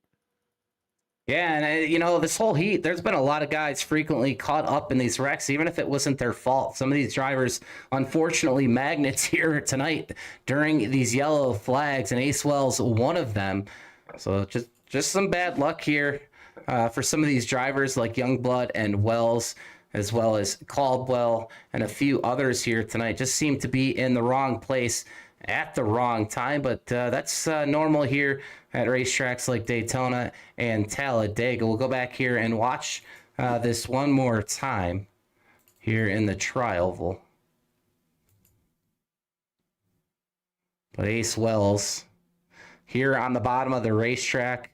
See Peterson there in the middle. Here comes John Ward in the 92. And just some hard racing going on. You see how well that outside lane is doing at the moment. That middle lane, about 5-6 cars off of it, and that bottom lane about 7. The Wells drifts up the track a little too much, and Hayes is doing what he needs to do right there in that Ford Mustang, and that's to hold his line. He does just that, and just unfortunate right there for Hayes. Nothing really doing wrong there for the Rocket Race Rat machine, and well, they'll have another restart at it here, as it looks like we probably, Austin, I would assume, go to NASCAR overtime. Yeah, that's exactly what it's looking like here. You see the ticker going to keep resetting to 3 laps to go each time. Good indication that, yes, we will have at least one attempt at a green-white checker. Not sure if these guys will do any more than that. We'll remind you of the rules of those green-white checkers in just a moment. But up front, Daniel Falkingham, Jack Mace going to line up here on the front row for the potentially final restart here in Heat Race 2. Jackson Buys, Evan Carlbon rounding out the top 4, and then Justin Melikar, the last man that would transfer into the duels at the moment. As you go further back, the last couple of spots to transfer into the LCQ go back to Julian Ballou, Sean Rink, Chris Story, and Aiden Schrain, who are all currently sitting 13th through 16th. And remember, it's 6th through 15th that will transfer into the LCQ, and then top 5 obviously will make it straight into the duels. The other thing I was thinking about here, Michael, with that last accident we just saw with Ace Wells, is for Hayes there, obviously a tough break, but we're at that point in the race where whoever's the leader of the line, you got to know you're going to be getting pushed really, really aggressively. And even for the guys out back, maybe they see that a driver doesn't look as comfortable getting pushed as aggressive, but you don't have much of a choice. We talk about this package now and how much more pushing you have to do to get a lane to move forward, and it looked like Hayes had the right idea, but it just makes me wonder for any of these guys towards the middle and back portions of the lead pack, what do you do? Do you get aggressive and go 3 wide, or do you maybe say, I feel like my odds are better just sticking with one of these lines and seeing if it marches to the front with 2 laps to go? Well, yeah, you got to kind of make up your mind at a certain point in this last run here. Hey, do I want to go for the top 5, or am I content here just trying to ride and get myself locked into the top 15? And once you make that decision, then you could kind of decide, hey, how aggressive you do or you want to become here in these last couple laps. The last thing you want to do is be caught up in a wreck and obviously pretty much end your hopes at racing farther on into this event. And with that fixed iRacing set, it's a lot different than what you'll see in next week's PGR 500 as we use the Team Watson Racing setup custom fix set. That's, I believe, just a little bit more racy than this fixed iRacing set. But I mean, even with that said, though, I mean, we've seen some really good 3-wide racing tonight. It's just been, we'll see if these drivers tonight in heats 3 and 4 can kind of keep these cars glued to the racetrack a little bit more. We understand what is on the line and why the aggression, but we'd also like to see, a little bit longer green flag runs if we can get them. But right here, we're not going to get one. We're going to get a 2-lap sprint to decide the winner here in heat number 2. Remind you of those overtime rules. If there's only one green-white checkered, it'll be interesting. But regardless, how a green-white checkered works, we're going to take the green flag. If the leader can make it back to the white flag under green, then the race will be official, and we'll race it out on that final lap. But if we go green and we get a caution before we make it to the white flag, then we could potentially either end the race under caution or set up for another green-white checkered. So that's the main thing that we'll be keeping an eye on here. Daniel Falkingham up front. I mean, I think this is basically his heat race to lose at this point, although you got to give Jack Mace a lot of credit. He has been very competitive and has led pretty close to the amount of laps Daniel Falkingham has, if not a few more. So the 07 going to be in good position here on the outside line as well. Remember, it is $50 to the heat winner. I think the best strategy here for these front runners is try to work together until you get towards the back half of that white flag lap, and then maybe you start to kind of duke it out amongst yourselves. We'll have to see how they decide to go about it. Either way, it'll be a 2-lap shootout to decide the winner here of heat race number 2 and who is going to transfer on to the races on Saturday. Daniel Falkingham will see the pace truck pull off for potentially the final time as we go back into the restart zone. Just 5 miles left at Daytona. Green flag back in the air, and it's a great jump for Daniel Falkingham. He's going to do what we've seen every leader do on just about every restart tonight. Jumps to the high side. He'll pick up a push from Mace, but as they climb the banking into turn 1, it's going to be the high side with all the momentum. Yeah, all the momentum right there, but Evan Carlbon's looking for that bottom to gain momentum. Now he has a teammate behind him, Justin Melikar in the 80 for the Jack Shack here on the bottom. Together once again, but that high lane still has all the energy down the backstretch. Here comes the 23 machine, Christian Peterson. He's put himself into the duels. If he can hold position, Mace looks out. I believe he's just cooling just a little bit here for the last lap as we come out of turn number 4 down into the tri-oval. There goes Evan Carlbon. Justin Melikar saves it, but the white flag is in the air. Oh, and it says they get to the white, so Carlbon's not going to get another shot at it. He's out of it. They're wrecking out back again.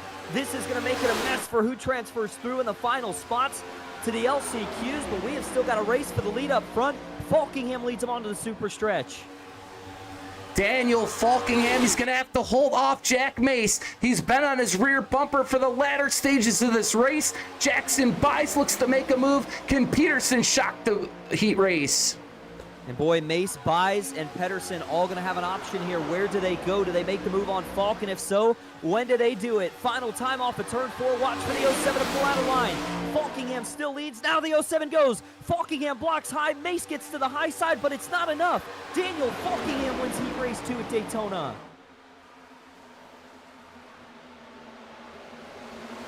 Mace is going to bring it home in second, and Jackson Bies rounds out the podium. Pedersen and Ward all going to advance through to the duels. And unofficial scoring has Justin Melikar as the last man to transfer into the LCQs. What a finish once again as Mace tries to pull off the victory there at the start-finish line. That's 2 heats, and I'll tell you what, 2 photo finishes, and what more can you ask for? Well, we're going to ask for about 2 more of them here tonight live on the PGR eSports network, because those are what all the fans came out to see tonight, as Daniel Falkingham and the number 39 machine will come off turn 4 into the tri-oval and celebrate the heat victory here, as the checkered flag still being shown there, as Daniel Falkingham going to have some fun here on the infield grass. And you see the podium finishers there on your screen. The 39 of Daniel Falkingham.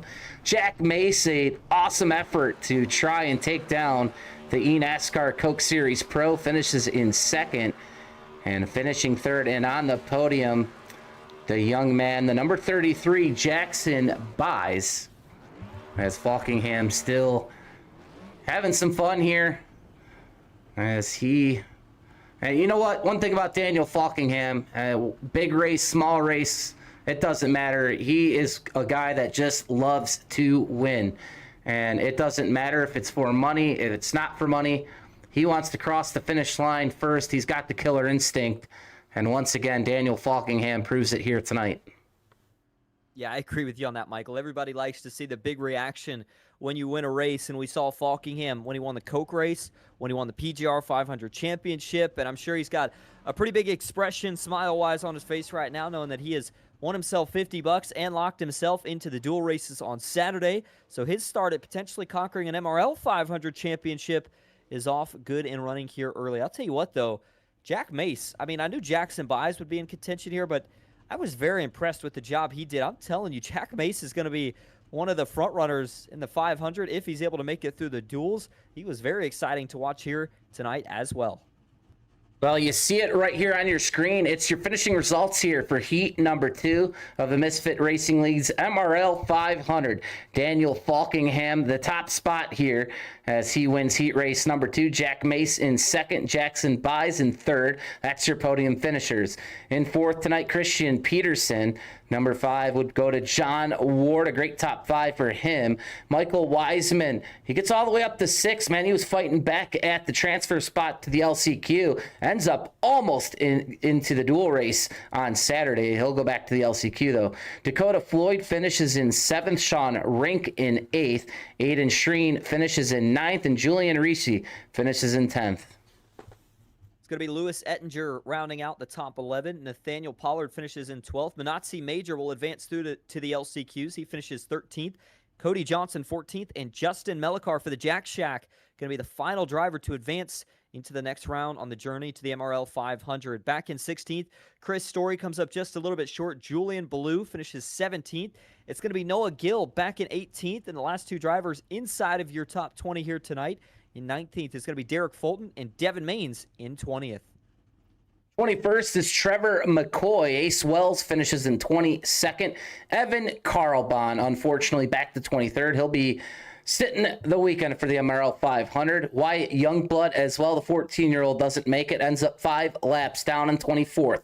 Sean Hayes, 25th here tonight. Maxwell Caldwell finishes in 26th. Stephen Overstat in 27th. And Austin Sale, your 28th finisher here in heat number 2. So while Austin, a lot of action here through 2 heats tonight. Before we take a little break and go to heat number 3, you're going to obviously head off, I believe, for the night. But man, tell us about some of the racing you've seen here tonight. Well, it's been fantastic so far. The only thing that maybe was kind of not what we expected was the amount of cautions, especially since these were relatively smaller fields by super speedway standards for these heat races, just less than 30 cars on both heats we've seen so far here tonight. But yes, still a lot of accidents and chaos that drivers had to avoid.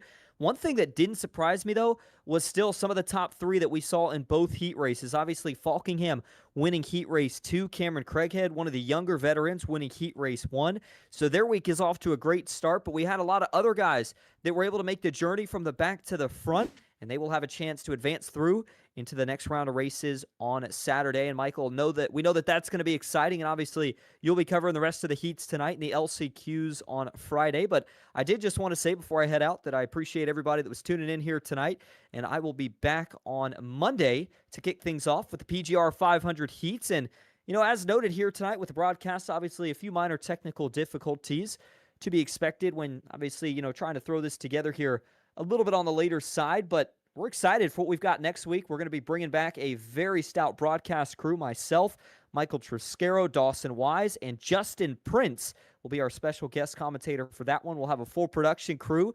So if you like what you saw here tonight, guess what? It's going to get even better as we head into next week. For tonight, though, I will let you have it back, Michael. Otherwise, I liked what I saw tonight. Great racing from these guys. Yes, it was, and always awesome to be joined by one of the best in the business, Austin Green, as you see Falkingham in the replay take home the checkered flag here in heat number 2. We'll take a quick break. We'll be right back here a couple minutes past the top of the hour for heat number 3.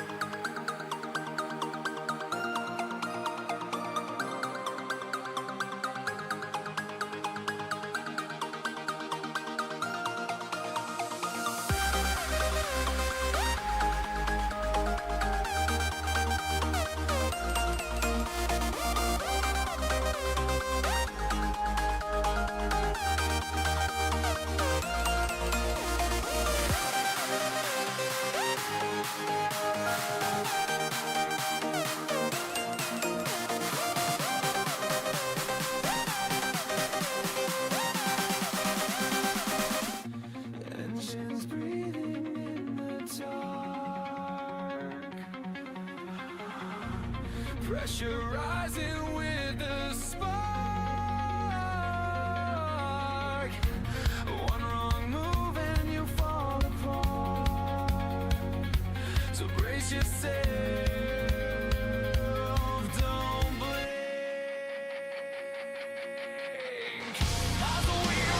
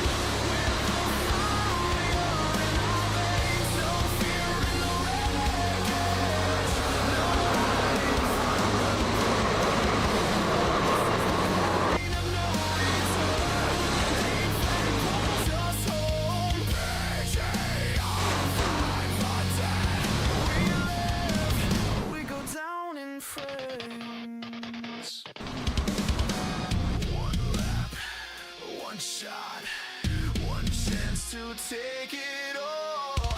No fear.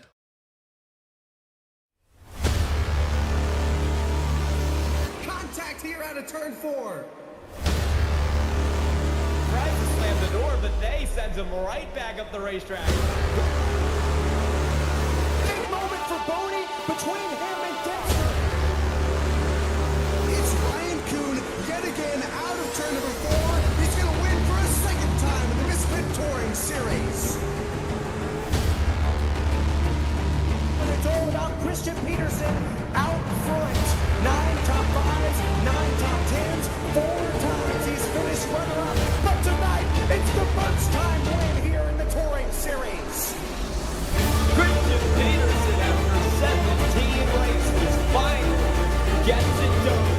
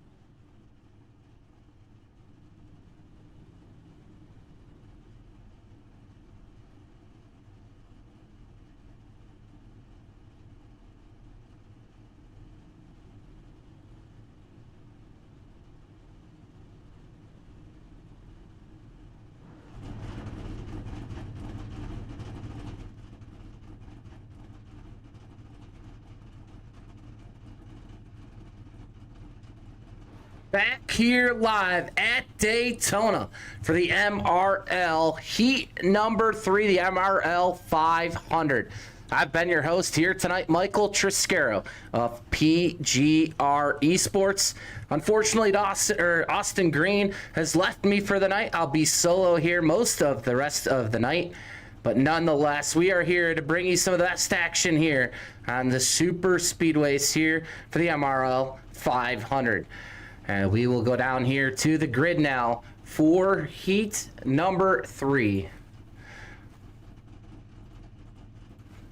And rolling off on the front row, and apologies there for, that's the 15th row. Let's get back to that front row here for heat number 3. And row number 1, and rolling off first tonight, that'll be Ethan Eckert in the 12 car. And rolling off P2 tonight, Matthew Baker in the number 5 PGR 500 Coasting Thunder Chevrolet. And rolling off in row number 2, P3 tonight, Nathan Harper. And starting in 4th, Andrew Pileshi. Rolling off in the 3rd row and 5th position, Kyle Sosnowski. And rolling off 6th, Charlie Morgan. Rolling off on the 4th row and in 7th, Blake Kinkennan. And in 8th, Caleb Hunt. Rolling off on row number 5 and P9, Joseph Canellis. And to his outside, starting in 10th, Todd Merkel.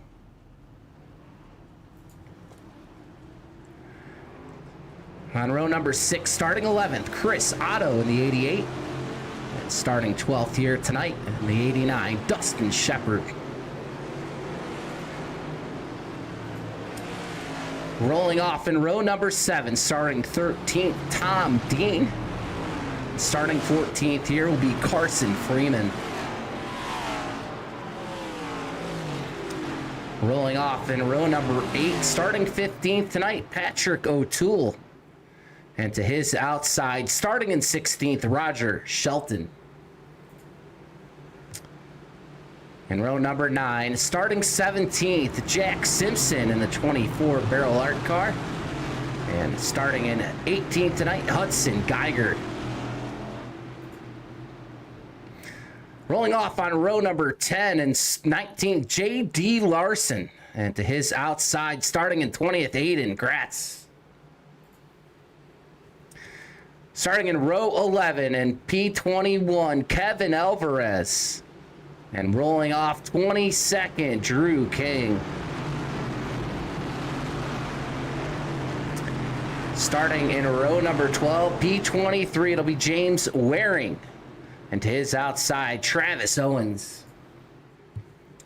Rolling off on row 13 and P25, Jacob Dudai. And starting in 26, Stephen Hassett. Rolling off in the 14th row, 27th, RJ Williams. And 28th, Derek Prater. Row number 15, Dylan Potts starts 29th as Austin Call starts in 30th. As we are ready, as Ethan Eckert and Matthew Baker bring us to the green flag here for heat number 3.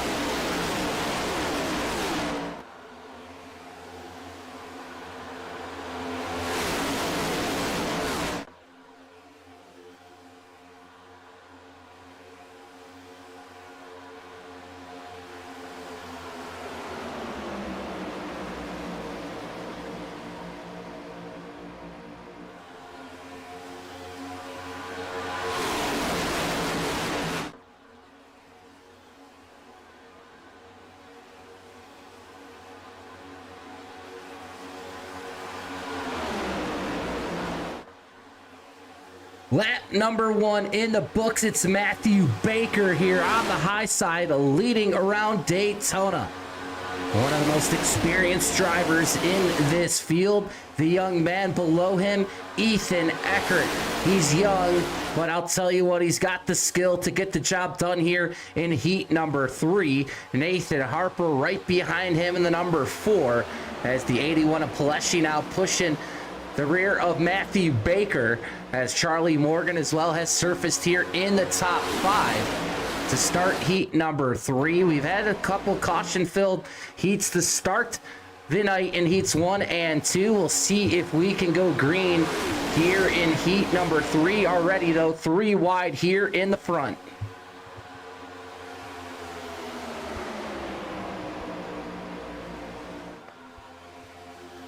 Ethan Eckert now off turn number 2 with Andrew Paleshi, as Paleshi now pushes to the lead with the help and assist from Charlie Morgan down the backstretch here at Daytona.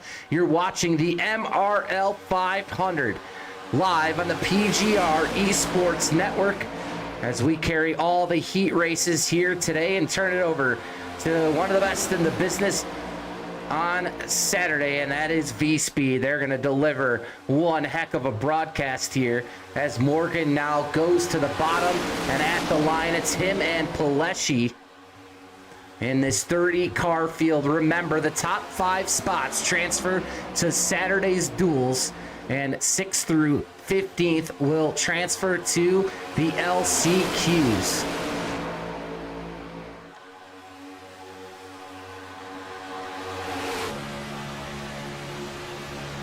As you ride on board here with Chris Otto, the 88 out of Robinson, Illinois, and sorry he's blinking just a little bit. As we bring you heat number 3 here from Daytona, now riding on board with the man out of Haverstraw, New York, it's James Waring, beating on the back bumper here of Carson Freeman. And we have some technical difficulties there in the middle. I believe he's blinking. It's the 88. Hopefully he's able to keep it together. But some internet issues there for the young man as we stay too wide down the backstretch. And it looks like a little more patience here in heat number 3 tonight. The first 2 heats, we got the 3 wide real quick. And some people in the chat, Jeff Merck, and yeah, I believe these guys running, I believe it's 100% fuel, and we haven't seen any fuel issues at all tonight. Obviously with the cautions we haven't needed them, but even during the cautions no drivers have come down pit lane for fuel, so fuel not a factor in any of the heat races here for the MRL 500. As you see Morgan right there in front of the 7 of Kyle Cisnowski as he works in front of the 15 machine there. See Blake Kennecan and Caleb Hunt. So yeah, these drivers definitely a little bit more tame than we've seen. They've got to sit back and relax and watch the first 2 heats. So they are like, hey, let's go out there and let's tick some laps off, because both heats had a couple cautions there in the first 5 to 10 laps of the race. But so far so good and clean here in heat number 3. A couple drivers, 4 actually off pace right now. It's these 4 right here: Austin Call, JD Larson, Patrick O'Toole, and Dylan Potts. They're definitely well off the pace. Got to go all the way back here to the caboose of the main pack. That's Tom Dean being scored in the 26th position at the moment. And like we said, a 30-car field here in this heat. RJ Williams up to 22nd. As you find him here trying to race his way up into one of the transfer spots for the LCQs at the moment. And you see Drew King here. Cool paint scheme right there for Drew King. The number 34 United States Postal Service car. As Drew King out of Van Buren, Arkansas, looks to make some noise here in this year's MRL 500.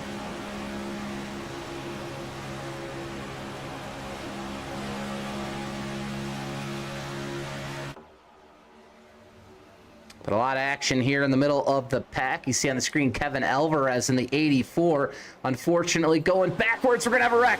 First wreck here in heat number 3. Caution flag is out with 18 to go. And I believe it's Hudson Geiger, the driver who has spun. As you see him slow here.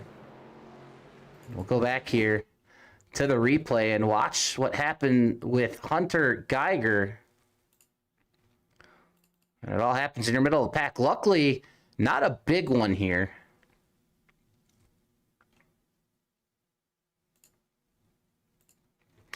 But there, it's 4 wide just about for us. Yeah, 4 wide there in the center of your screen. And Hudson Geiger is going to be a part of this one. Watch his Waring. Waring comes in. Oh, it's right back here. We'll go back again.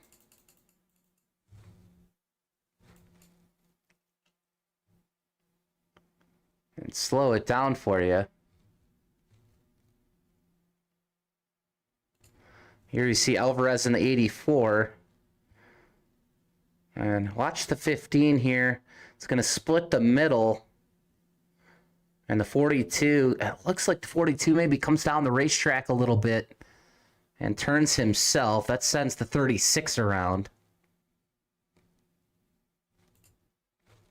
As the roof flaps come up, keep that 36 grounded. Fortunately, heavy on the brakes.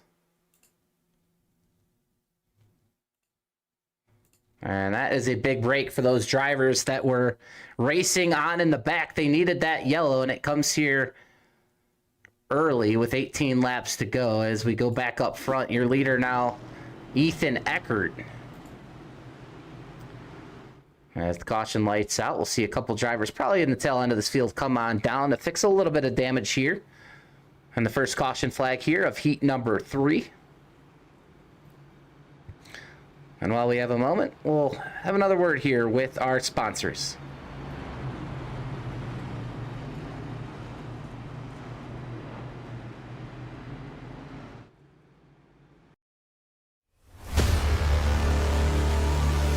Contact here out of turn 4.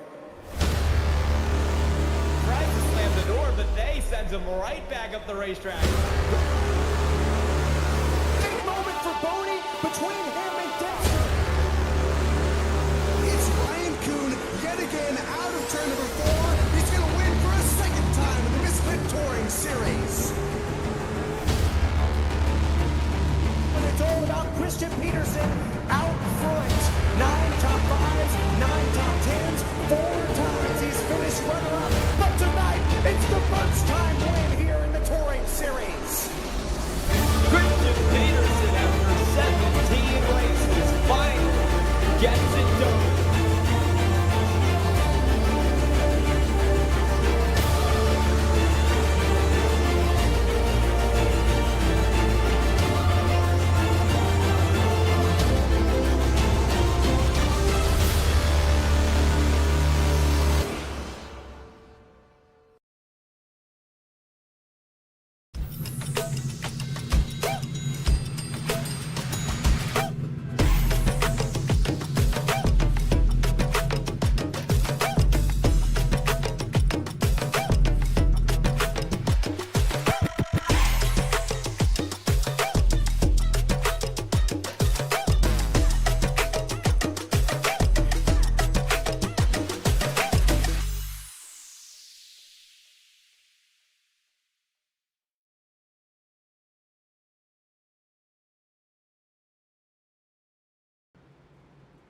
Back here live at Daytona, Ethan Eckert is your leader, as he is one of the youngest drivers here in this field, but he is no stranger to being in the front of a pack in a big race. Ethan Eckert, you have a copy.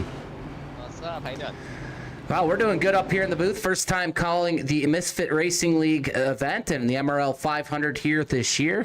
Getting some cobwebs out before next week's PGR 500, but Hey, it's been some really good racing here tonight, here in heat number 3 tonight, and we find the number 12 AutoZone machine here on the front row for this restart, Ethan. And tell us about how you're feeling here tonight. You got Nathan Harper to your outside, Matthew Baker, another driver you're familiar with, behind you. Is the goal here tonight to just stay in the front and not worry about what happens behind you? Goal is to get top 5 preferably. A win would be nice, but yeah, I mean, I think the main part of that's just staying up front. Can't lose track of position at the start. Well, I know the fixed iRacing set a little bit different than the one you'll be running next week in the PGR 500. Where do your preferred lane? It looks like it's been that top lane here tonight. Is that where you'd like to be here? I mean, that's where it has seemed to be, but I haven't really gotten to try the bottom with a line actually formed behind me. I think the bottom might be able to roll if you have the right people down there. So, I don't know. I'm probably just going to stick to the top because I know that's here. P3 decent. I would like to play around with it a little bit if I have the opportunity. Well, the opportunity you have, and we'll see if you can get into the top 5 here tonight. We'll get you back up here to your team. Good luck here the rest of the way. Awesome. I'll talk to you at the end of the race. Ethan Eckert, confident as always, as he is already thinking about talking to us here at the end of tonight's race. As Ethan Eckert, Nathan Harper will lead us down to the green flag tonight, or sorry, to the restart of the race tonight. The first caution flag coming to an end as the pace truck heads off onto pit lane. And the engines come back to song here as Ethan Eckert, a big jump here, the green flag back in the air.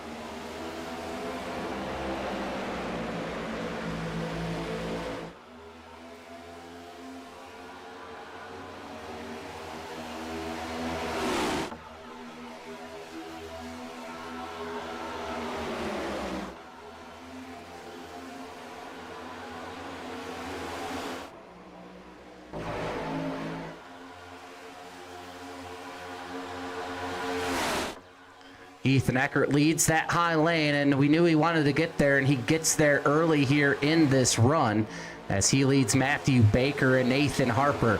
Here comes Charlie Morgan. Pleshy stays here in the top 5, 2 by 2 all the way through this field. We have a taker here to the third lane, maybe a couple. It's the Napa cars hooking up here in the back. And yeah, Wolf team, it for sure was a Fox moment there for a second. Here we go. Nathan Harper breathing down the back door here of Matthew Baker as the 81 here on the bottom. It's Pleshy, who has been consistently here in the top 5, top 10 tonight. He's going to get split though. Here comes the 89 machine.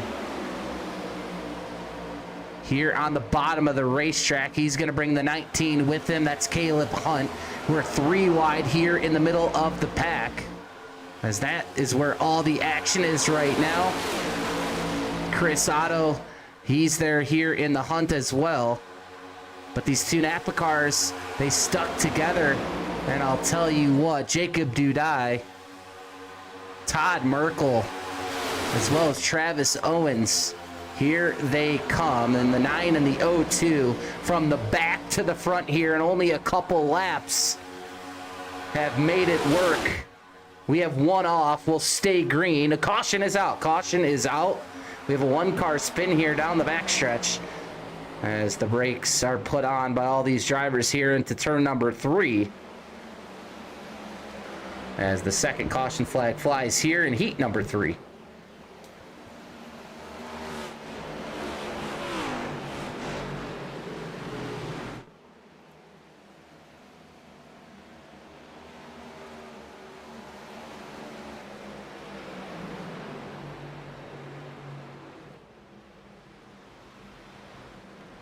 So caution is out here at Daytona. It's the MRL 500, racemrl.com, and tonight broadcasted live on the PGR eSports network.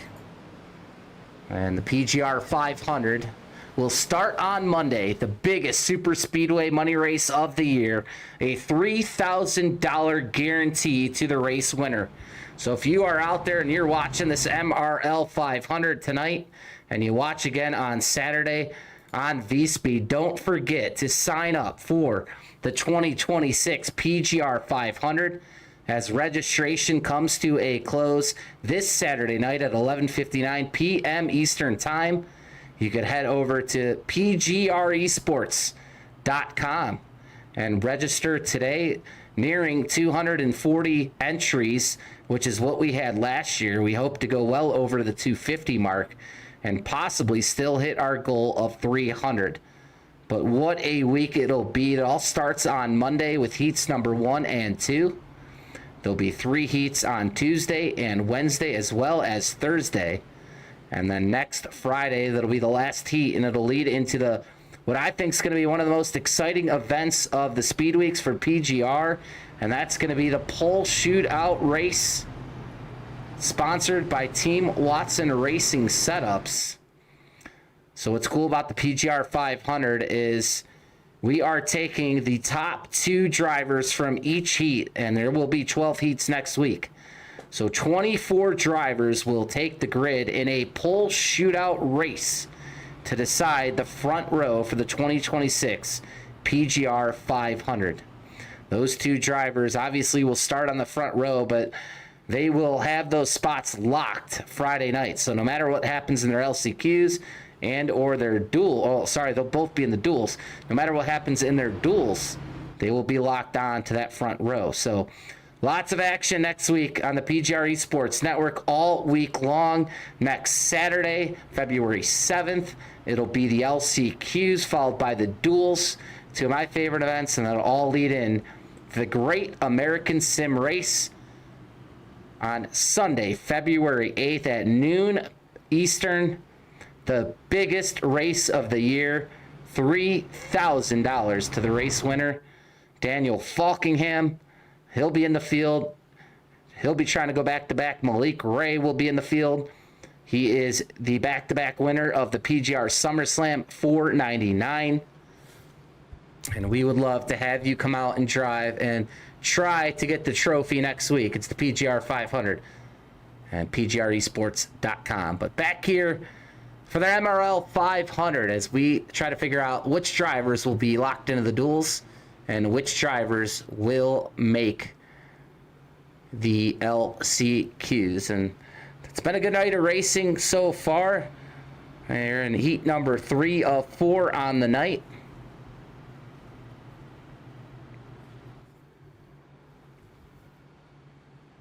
Some heavy hitters here in this heat, and 3 of them up front, Eckert, Baker, and Harper. But I'll tell you what, Jacob Dudai made a frantic run from the back to the front. He's up the 4th, up 21 positions. Travis Owens, who's up 18 positions, he's up the 6th. So Dudai and Owens are 2 drivers to watch out for when we go back green, which will be next time by as the pace truck lights are out.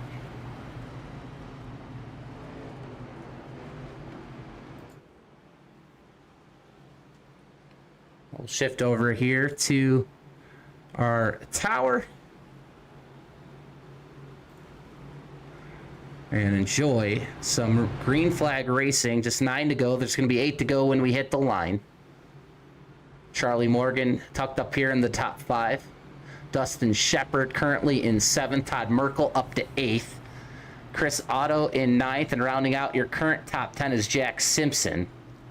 Another big mover is Derek Prater, who's up 17 positions into the 11th spot. He's right now in a transfer spot into the LCQ. He needs 6 more spots to transfer into the duel. That's the goal of most of these drivers. Eckert starts on the bottom, Baker on the top. As we head down the backstretch here, we want to thank everyone as well for being active in the chat tonight. Appreciate your feedback. Appreciate your help when we've had a couple technical difficulties.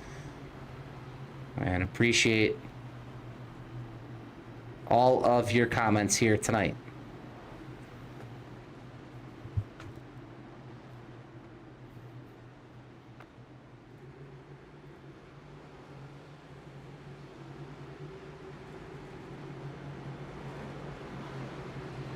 So here we go. 2 cautions now in the books.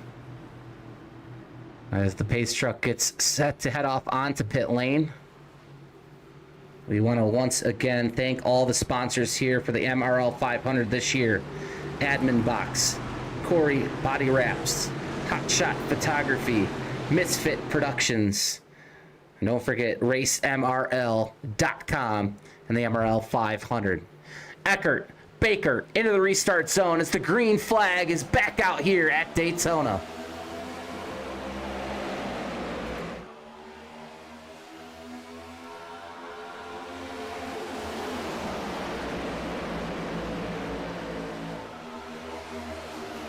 Nathan Harper now gets the spot from Baker as he's charging hard onto the back bumper of Eckert. Here comes Morgan, though, on the bottom. That bottom lane starting to come to life here. Shepard, Otto with the push, but they're crashing on farther back mid-pack. It's the 81 around, so is the 2, the 36. Here comes the 1X as well as the 42. And caution flag is out for the third time. Not even one lap into this run. And chaos here down the backstretch.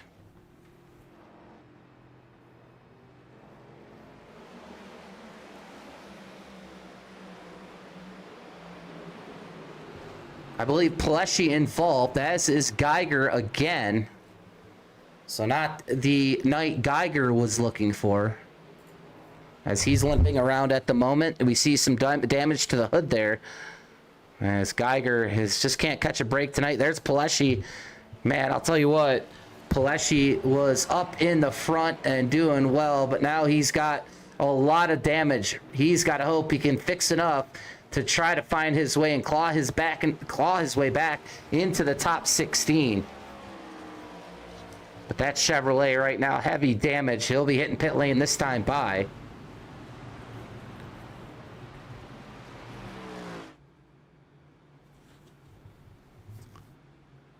We'll go back here and take a look here at what happened on this one.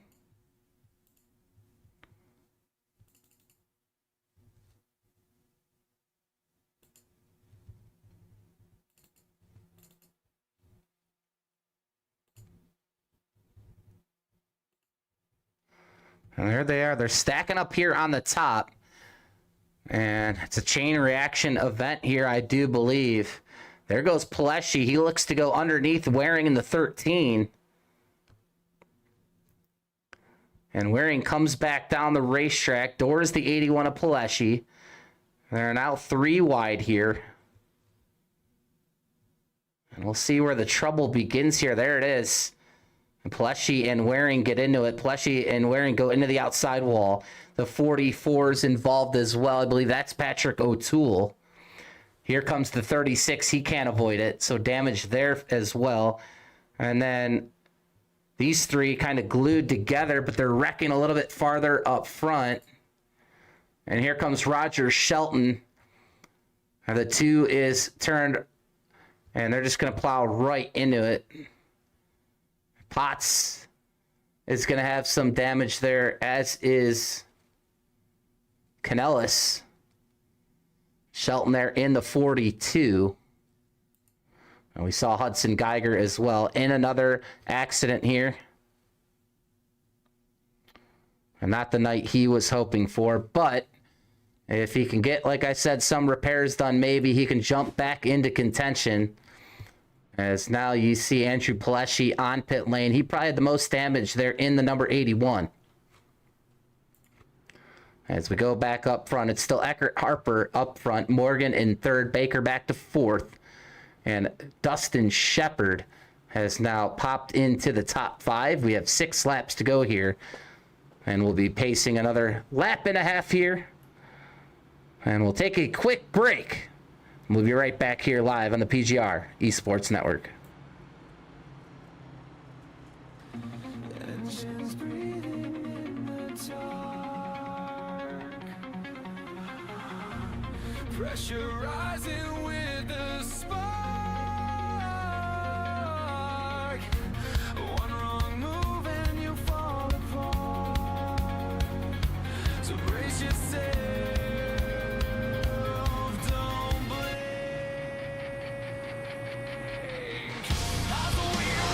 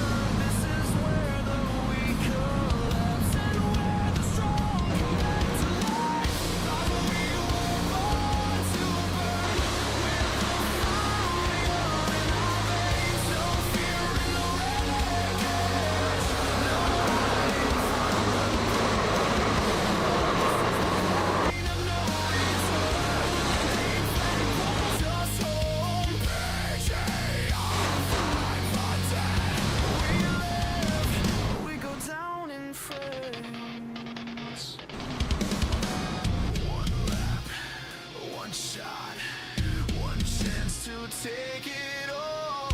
No fear.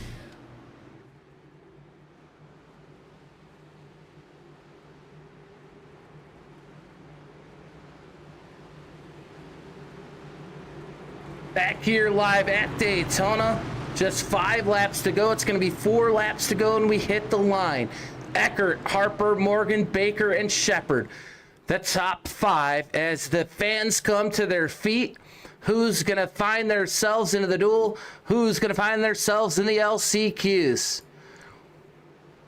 It's crunch time here for the MRL 500 heat number 3, and we are off and racing. Green flag back in the air.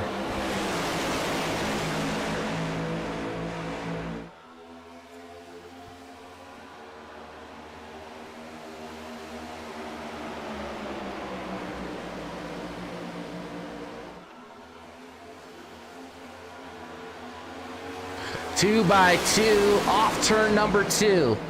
Eckert still your leader, but we have a hard charger here on the bottom in Charlie Morgan.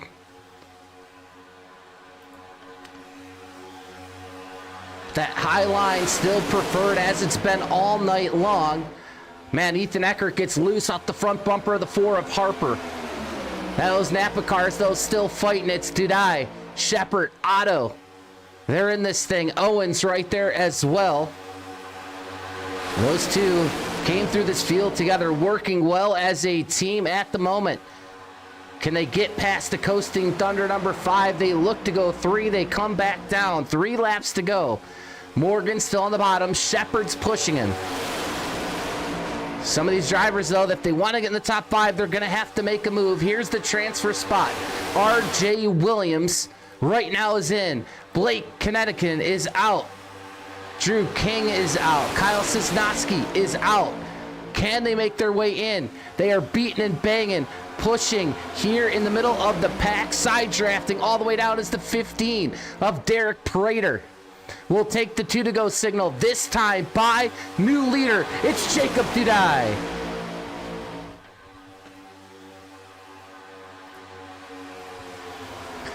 Dudai has made it all the way to the front. He is split from his teammates Owen at the moment.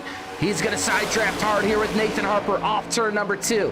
Charlie Morgan right now doing a great job of pushing him. The question is how much temps will they have, as Nathan Harper has a great pusher behind him and Ethan Eckert. Baker looks content to stay at the moment, because he knows if he can hold that spot, he most likely will take top 5 off turn number 4. We'll see the white flag this time by Nathan Harper. We'll take it. Dubai fades just a little bit here on the bottom. 1 lap to go, sponsored by the admin box. Dudai is still charging up. Baker blocks the run. They're wrecking behind. Baker to 3rd, Dudai to 4th. Morgan's got that 5th spot, but he's got a rear view mirror full of Owens and Merkel. They're still wrecking behind. The battle for the lead is between 7 drivers here. Morgan looks to the outside. These 3 up front just have to hold on to it. Morgan back in line behind Dubai. Nathan Harper leads off turn number 4 through the tribal. Eckert goes to the outside with Matthew Baker. Nathan Harper in a drag race with Eckert. Another photo finish. It's Ethan Eckert at the line.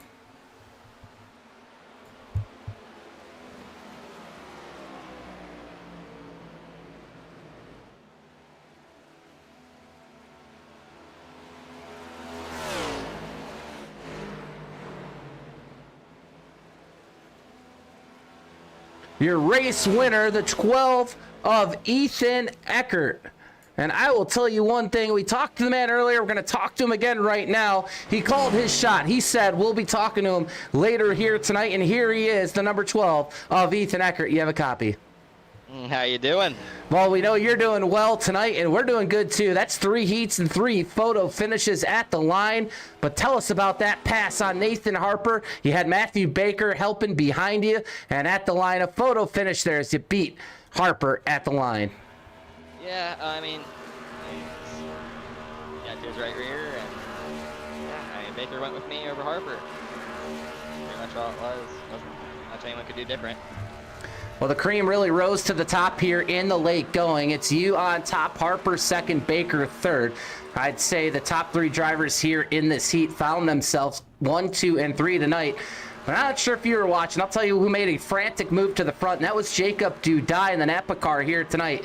Him and Travis Owens from the back to the front. Those guys tried to give you some fits here at the end, but it looked like your team cohesion was just a little too much here tonight. I mean, me, Baker, and Harper have worked together for who knows how long, so we already know how to work together really well. That's really all it was just better teamwork. And we had all of our moves coordinated. We knew what we were doing. Yeah.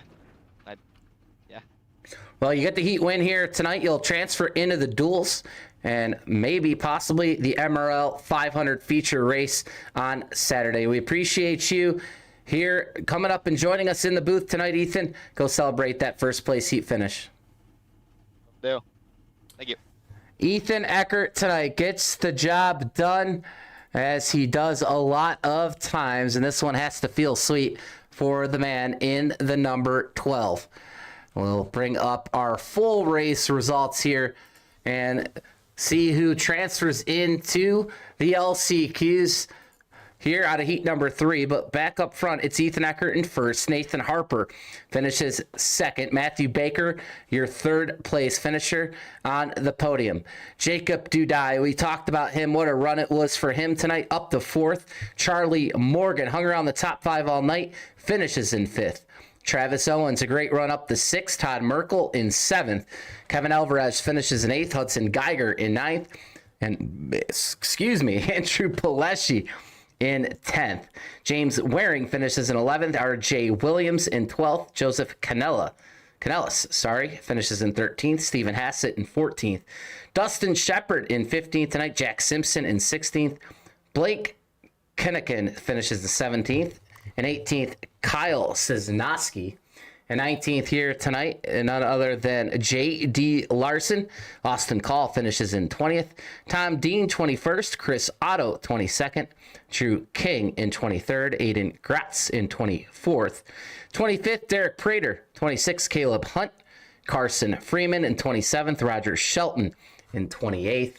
29th, it's Patrick O'Toole. And rounding out your 30-car field, Dylan Potts. So you see right there, Dustin Shepard just edges out Jack Simpson for that transfer spot. You see J.D. Larson, unfortunately, falls victim here. He will not race in the rest of the MRL 500, and neither will Derek Prater. He's on the outside looking in as well. So nonetheless, another really good heat here, heat number 3, as we turn our attention to heat number 4 here tonight. Looking forward to calling it live here on the PGR eSports Network. It'll be the 4th and final heat here in the 2026 MRL 500. So don't go anywhere. We'll be back here shortly. A little bit more extended break here. We'll leave you with a PGR 500 ad. We'll go to break and come back here at the top of the hour for the 4th and final heat.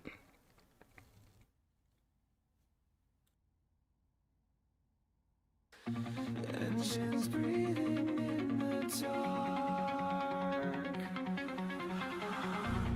pressure rising with the spark. One wrong move and you fall apart. So brace yourself, don't blink.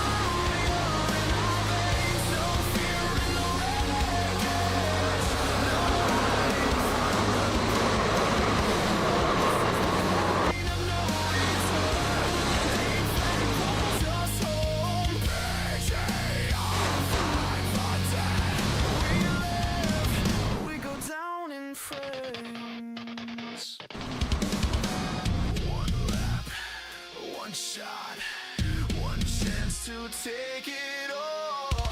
No fear.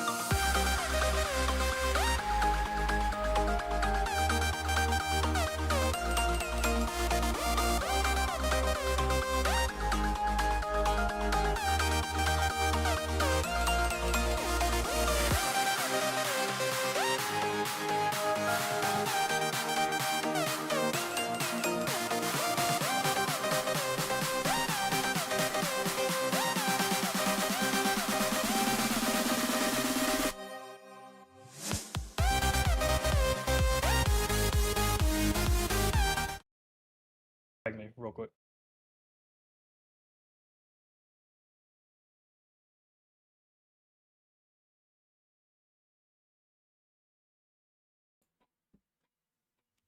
Back here live at Daytona, you're looking overhead at the Daytona International Speedway. It's the MRL 500, and we are heading to the fourth and final heat. Live here on the PGR eSports Network, and what a night it has been so far. Action from start to finish in each and every heat here tonight. And I will be joined in the fourth heat tonight by Landon Velicki momentarily. You're looking at Lake Lloyd here on the back stretches. All these cars, 29 of them here in the fourth and final heat, are all heading to the grid, and we'll get that starting grid for you here in just a second.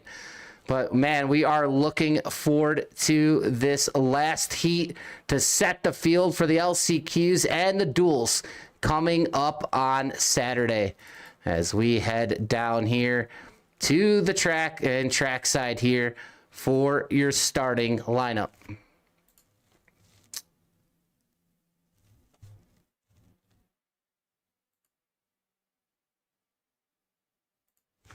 And rolling off on row number 1, your pole sitter here tonight, Aaron Brown.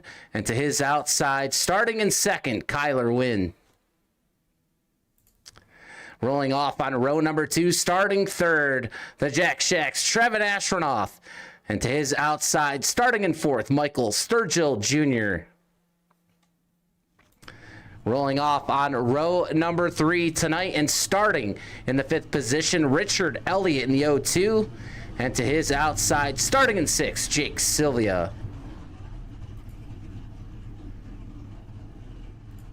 And starting in the 7th spot on row number 4, the Jack Shack, another car in this field, the number 31 of David Flanagan. And to his outside, starting in 8th, Michael Barksdale. Rolling off on row number 5 tonight, and starting in the 9th position, the Good Wrench, number 3, Sam Taylor. And to his outside, starting in 10th, it'll be Daniel Adam. Rolling off on row number 6, starting 11th here tonight, Mark Person for PGR eSports in the number 77. And to his outside, the 46 machine, starting 12th, Tom Queering. And starting on row number 7 and 13th tonight, it'll be Pauly. And to his outside, starting in 14th, in the number 12, Gavin Grubbs. On row number 8 and starting 15th, the 01 of Josh Nelms. And to his outside, starting 16th, Dylan Picklesmere. Rolling off on row number 9 in the 17th position, it's Nick Herblett. And to his outside, starting in 18th, Austin Norris. Rolling off on row number 10, starting 19th, Chris Schubert. And to his outside, starting in 20th, Blake Rodabow.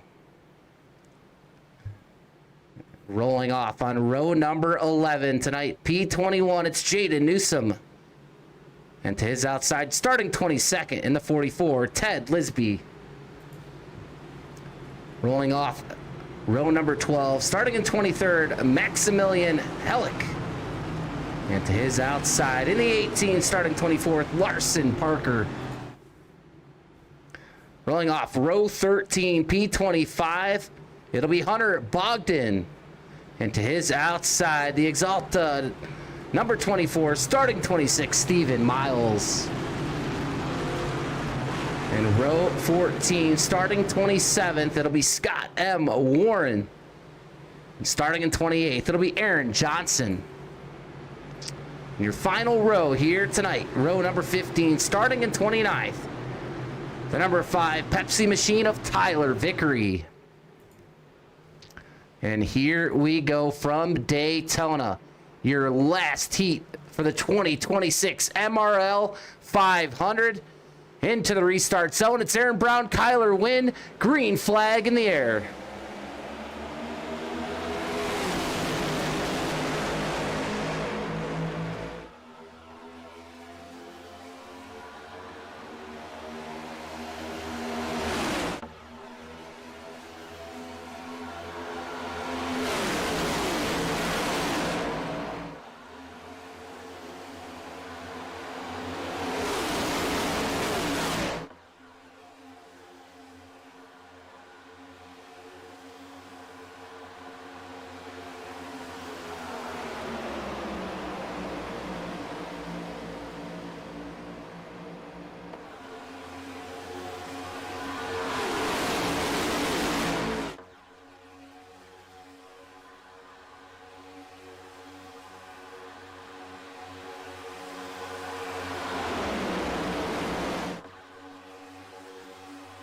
Lap number 1 in the books, 24 laps to go to settle the score here in heat number 4. The man from the Jack Shack, the 89 astronaut, leads the top lane here as we come off turn number 2 for the second time here in this heat. Kyler Wynn leads the bottom. We're 2 by 2 through the field, and now we're joined by Landon Velicky in the booth. Landon, you got a copy? Yes, sir. All right, well, we can hear you loud and clear. I think we're going to be good to go with your audio.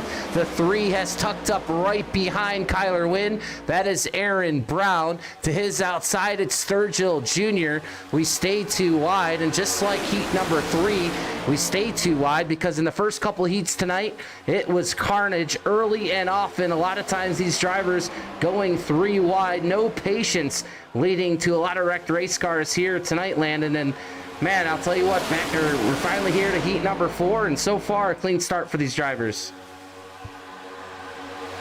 Yeah, so far so good. Lots of patience being employed. I say that we're stacking up about 8 cars deep in the top lane, but so far so good. We got a spinner in the back. It's number 70 something. I can't tell. He's going to slam the inside wall. Yellow flag is going to come out here pretty early on, right when we were just talking about how nice and calm everything was. There it is. That's the typical broadcaster's curse. But here we go. Caution's out here on lap number 3. Yes, it is. Typical curse here as we cross the start-finish line again. 22 laps to go. First caution flag here of the night is out. Your top 5 right now is Astronaut Wynn, Sturgill, Brown, and Elliott. Flanagan's making his way up to the 6th position at the moment. Jake Sylvia, Michael Barksdale, Daniel Adam, and Sam Taylor is your current top 10. And we'll go back here and take a peek and see what happened here on the, to start this yellow flag. I believe it's going to come somewhat here in the middle of this pack. And we'll try to get a good look here of this wreck as we go slow-mo. We see one out of line here. That's the 01. He's going to end up turning the 73 machine. We'll get a bit better look of it here in just a second. I believe that's Kay Pauly. The 73 is going to careen here off the inside fence. Nothing they could do. And that's going to bring out your first yellow. We'll go back here and see what caused it. I believe possibly the 01. And the 01 is Josh Nelms here. He's going to give the 73 a bump. And then I believe, oh, look at the 3. The 3 car, it looks to go under the yellow. Not sure why, but then I think the 57 gives the 01 a shove. The 01 then underneath the yellow, and he comes back up. Probably should have waited another second or two. He comes up right into the 73. And ultimately, like I said, that brings out your first caution flag of the night here. Landon, what'd you see? Yeah, that's kind of weird because it was a little bit of a stack up there on the bottom side of the racetrack, and Nelms did get spit out into, like, kind of under the bottom line right there. But at that point, it was kind of like just not really wanting to come back up in a safe manner, it doesn't look like. Maybe the 73 wasn't really given too much room. I will say Nelms was given the EOL by race control for that incident. I don't know if the 73 just kind of checked up a little bit, seeing what the 3 was doing in front, and that caused that too. It's just a weird little look, but it's a tough break for Kay Pally there in the number 73. A little bit of a early exit here. I think that's might be the night over for the driver, the 73, unfortunately. Yeah, I'll go back live here, and yeah, I believe he's off the racetrack. So not a great start there. He'll probably end up finishing there in the 29th position. As we go back up front here, and Aaron Brown carrying a onboard camera for us here tonight. So you see him right here as he is in the front here.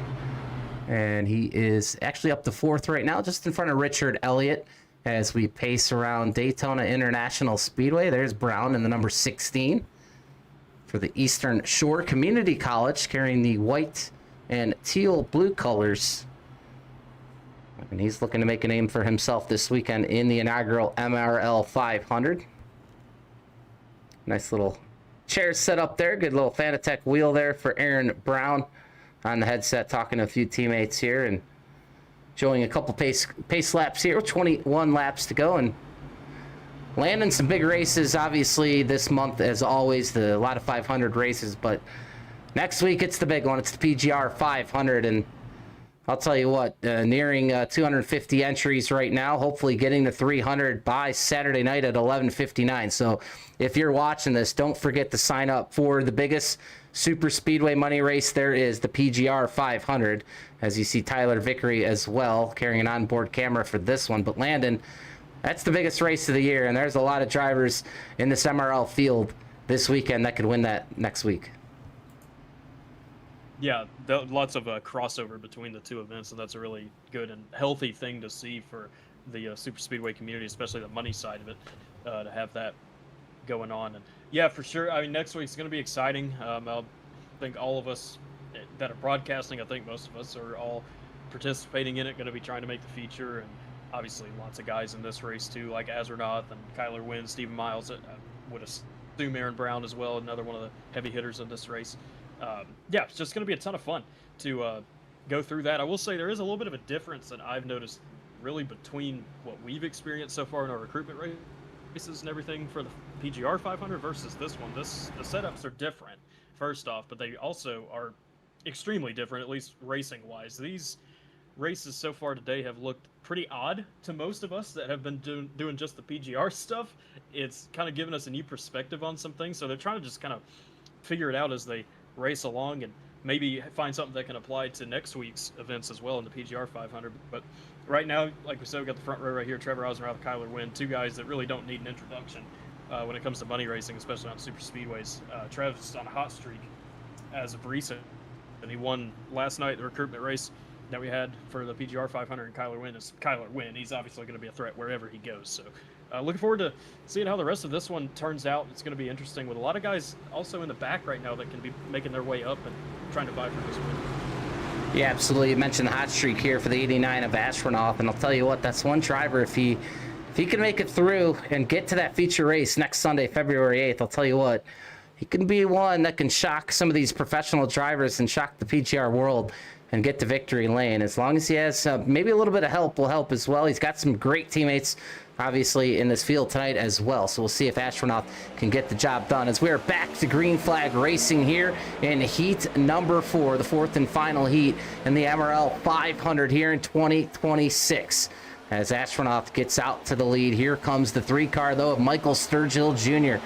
Great looking paint scheme here on the bottom, as he now has the 118 behind him as they look to take over the lead. That is Jake Sylvia. So Sylvia now up here into the top 5. Remember, if you're just tuning in here, late night MRL action live on the PGR eSports Network, the top 5 will transfer to Saturday's Duels. 6th through 15th transfer to the LCQs, and anyone behind that 15th spot will go home empty-handed. And we'll see how it all shapes up. But that top lane, Landon's been working all night long, and it's working again right here. Yeah, and that's what's so bizarre to me, seeing, what I've personally experienced with our races over there. It has kind of worked, but the bottom was still pretty viable. So far, it hasn't been viable whatsoever in any of those races. If you start down there, you're going all the way back to the rows, it seems like. Maybe if you get the right set of pushers down there that can help you get back to the front, but definitely a dominant top lane, middle to top lane, I should say. And it is a kind of refreshing thing to see this car as well as seeing the third lane actually be something that can work as well. We saw that a ton in the other races where you got a little bit of wrecking out with back Steven Miles, and we're going to have a big one in the back of the field. Yeah, caution is out. Sorry for missing it. We were on an onboard camera there, and all sorts of carnage here on the racetrack. Bogdan involved, as is Rodabaugh. So's Tyler Vickery, Newsom, Aaron Johnson. You mentioned, I believe, Steven Miles. And wow, second caution flag of the race. And one of them's coming to pit road. It's Daniel Adams smoking from behind there. His Toyota Camry completely and utterly damaged, as he's got a ton of right front damage. Miles looks pretty clean. We'll see on the replay exactly what happened here in just a second. Vickery involved. Adams going to come out. He is completely destroyed. He can't even get into his pit box. He's having some trouble there. He's going to have to back up. Let's go here to Tyler Vickery. Yeah, he's got some front end damage as well. You'll see him on pit lane next time by. Man, he's got some left front damage too. Scott Warren's already to pit lane. So yeah, host of cars here with a lot of damage with 17 laps to go. We'll go back here and take a look to see what brought out the second caution flag. Yeah, I've been looking at it myself right now, and it just seems to kind of start way above where most of the wrecking started, around Steven Miles and Ted Lisby. It looks like Miles was just trying to push Lisby back up to the little bit of a 6-car breakaway that was beginning in that middle lane, and he did that, but the problem is there was a checkup right in front of him, and he just kind of pushed Lisby into it. They saved it. Lisby ended up in the wall, might have a little bit of damage. They saved it just fine. Then the stack up started out back with Dylan Picklesheimer, Daniel Adam, Blake Rodabaugh. Nothing they can really do. Rodabaugh gets turned by the 26 of Newsom, and from there it's just chaos. Yeah, there's the stack up that Landon was alluding to that ended up taking out a lot of drivers here. There's the big one in the middle of your screen, and cars scattered all over the racetrack.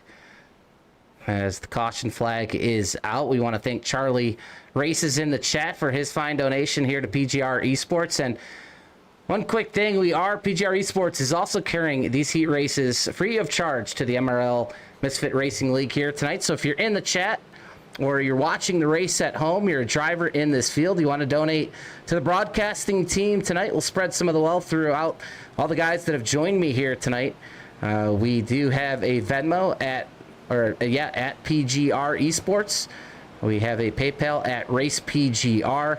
And Cash App's been giving us a little bit of fits due to all the payments coming in for the PGR 500. But Cash App at $PGR eSports. We'll put those in the chat in just a minute, but we'd appreciate any kind gesture to the broadcasting team here tonight to carry this MRL Heats for free tonight. But back up front, Astronaut still your leader. Kyler Wynn, second. Aaron Brown, third. Barksdale, fourth. And Sam Taylor up to fifth. And biggest mover so far this race, I believe Steven Miles up 16 positions. He's now cracked the top 10. Larson Parker back here in 14th. He is up 10 positions. So those are your two biggest movers of the race. Biggest losers, though, that's going to be Daniel Adam back 18 spots in 28th. And we talked about Pulley earlier, probably out of this race tonight. He's back in 29th. He's lost 16. So still a long way to go here in the last heat. But it is all chalk up front as Astronaut and Kyler Wynn lead it. Yeah, we did speak a little too soon about the patience and everything that was going on, didn't we? But, you're going to have it. It's guys that are just trying to race for everything they can to go ahead and transfer through this event. And you're going to have that sometimes. Up front, it's been pretty nice and clean for the most part. Out back, maybe a little bit of panic going on of guys getting a little desperate, wanting to get that track position as quickly as possible. Up front, pretty controlled by everybody up here. It's still Ozernoth and Kyler Wynn up here. Aaron Brown, you got Michael Barksdale up there in fourth. Some good guys up here that can really lead races and make them actually kind of flow a little bit better. Unfortunately, I did just see right here, Daniel Adam, his night is over. He is disconnected, so that's another casualty here tonight in this heat race.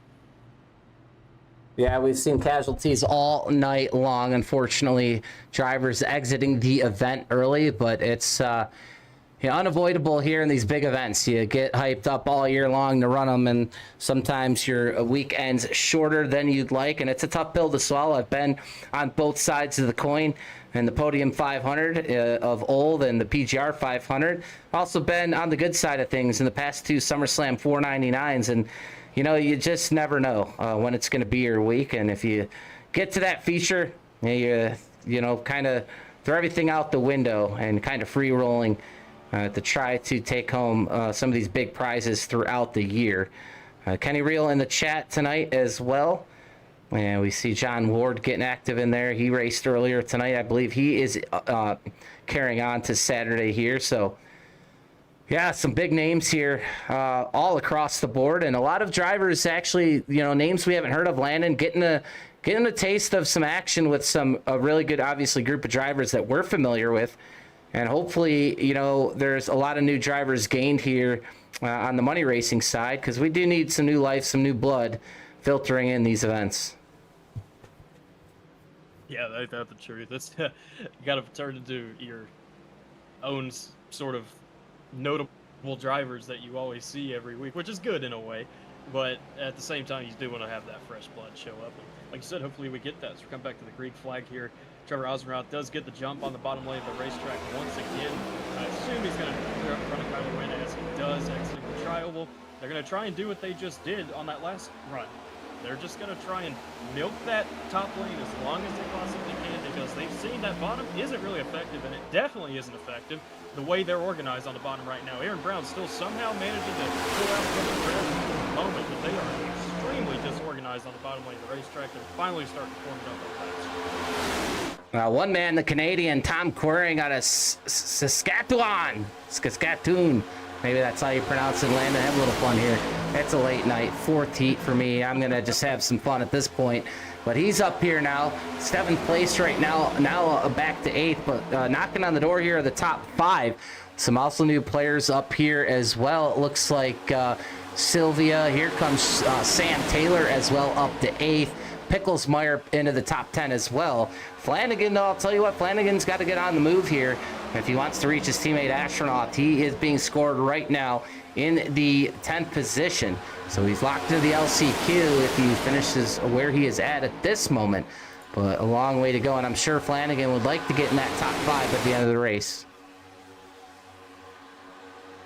Yeah, 100%. That's another aggressive driver in his teammate Trevor Osmerath, somebody that we need to keep our eye on. And someone else too right now is Stephen Miles, who looks like to me is just outside that top 5 threshold at the moment. He's going to make his way up here. He's someone else that won, seems like, most of the recruitment races that we had for PGR 500. He knows exactly what he's doing as far as one of the best drivers just overall as well that we have in all of our money racing stuff, not just Super Stevens. Excuse me. Back up front, you still got Trevor Osmerath, Kyler Wynn, Michael Barksdale pulling a little bit on 4th place, but let's just come back together real quick. And now it looks like everyone's trying to be maybe a little more calm and get some laps under them. There's still a second line kind of way in the back around maybe 15th position, but up front, all nice and calm. As I say that, Dave Flanagan decides to start taking some right rears. He got 2 of them right there. Flanagan up to what looks like about the 8th position here on the turn. Yeah, doing a great job now. We mentioned him, and here he comes to life as we have 11 laps to go when we hit the line here. So crunch time is coming for these drivers. But I've seen back to front multiple times tonight, and I've seen it in a couple laps. So you don't have to go now. You can sit back and wait if you'd like, and methodically make your way through the field. And if you need to make your way through it quick, I've seen it. So I don't think these drivers are just pressed, or shouldn't be pressed yet, to start making moves that are kind of desperate. I think right now you kind of ride around until about 6-7 laps to go, then you kind of start making your way through to those transfer positions. But we've also seen some mistakes made, even when we've had 5-10 cars out front and the wreck coming from the front. So you're really not safe anywhere until the checkered flag falls and you get past that start-finish line. But you can make some smart moves and try to keep those Goodyear tires on this racetrack as long as possible. And right now, it's been survival mode most of the night for a lot of drivers, as you see the 35 here now make his way up to the front, working on the back door of the 3 car here. That's Sturgill Jr. on the bottom, but that top lane still prevailing off turn 2. Yeah, Jake Sylvia made a move down to the bottom. He was in 5th place in a pretty good transfer spot, but he decided, hey, I want a little bit more. And the 2 guys that are pushing him are the 2 guys that Dave Flanagan passed on the outside. So that bottom lane is starting to gain a little bit more steam again. The problem is they've been kind of held at bay where they are about the 4th row in the pack. That pusher he's going to be hot now. They've been stuck really hard. Not going to be getting his temps. Looks like now he's trying to get his temps. But they're going to start getting hot, and that's just going to mean they're going to be losing. Oh, David Flanagan's trying to make a crazy move on Aaron Brown in the back, and that's going to give a little bit of an advantage to Brown for the moment. Stephen Miles gets shoved out in the middle, but Flanagan's going to go with him. Brown's going to get sent back. Yeah, unfortunate move there for Brown. We're riding on board with Austin Norris out of Morgantown, Kentucky. Work on the back bumper now of Larson Parker. He's going to blink out for a second. Here's Chris Schubert in the 66 behind Mark Person. He is right now being scored in the 12th position.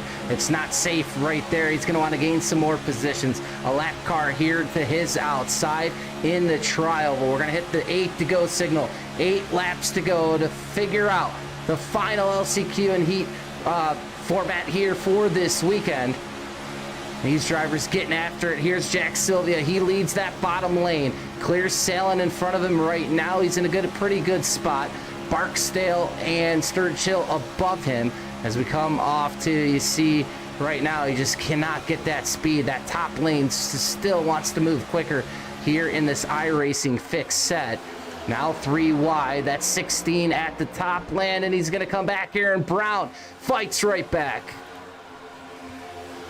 Aaron Brown got put all the way back 9th on that middle lane, and now he's actually coming back with the help of Richard Elliott, and now it's getting all messed up here at the front. We've got drivers sitting around everywhere, balling people in the back, about 4 wide in the back. They sort all that out. Flanagan, Wynn, Oswald all hopped up in front of that run from Aaron Brown. How about that? Aaron Brown gets sent in the back, but he didn't give up. He went straight back up to the front of this thing. But he might not be done yet. It's quite dicey in the back of the field. We might need a camera on that back there, Mike. I've had it on the back there. Barksdale, man, unfortunately, he was up into the top 3. He now parachutes back in the middle, back to the 14th spot. He's 1 spot to the good right now, and that's the scary part for Barksdale. In the 00, he now has the 66 behind him. That's Chris Schubert. Austin Norris right there, exchanging blows with Barksdale. Picklesmeyer on the cut line as well. Austin Norris, is he feeling a little queasy right there? He's only up to 14th. I mean, these guys, this is the cart line. This is where all that action is going to come from. The 57 as well in the middle of that. Austin Norris, there's still 3 wide, almost 4 wide. Off the turn action, heating up down the backstretch we go.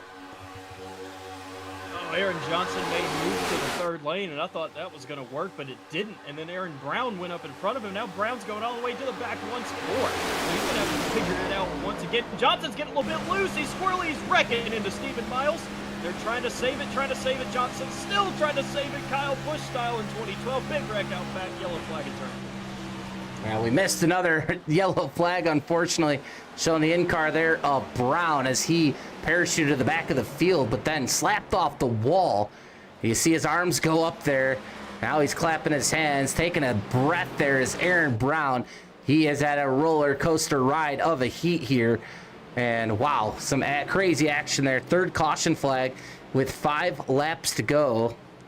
And I think we're having natural green-white checker. We'll find out momentarily, but still up front, it's the 89 of Astronaut.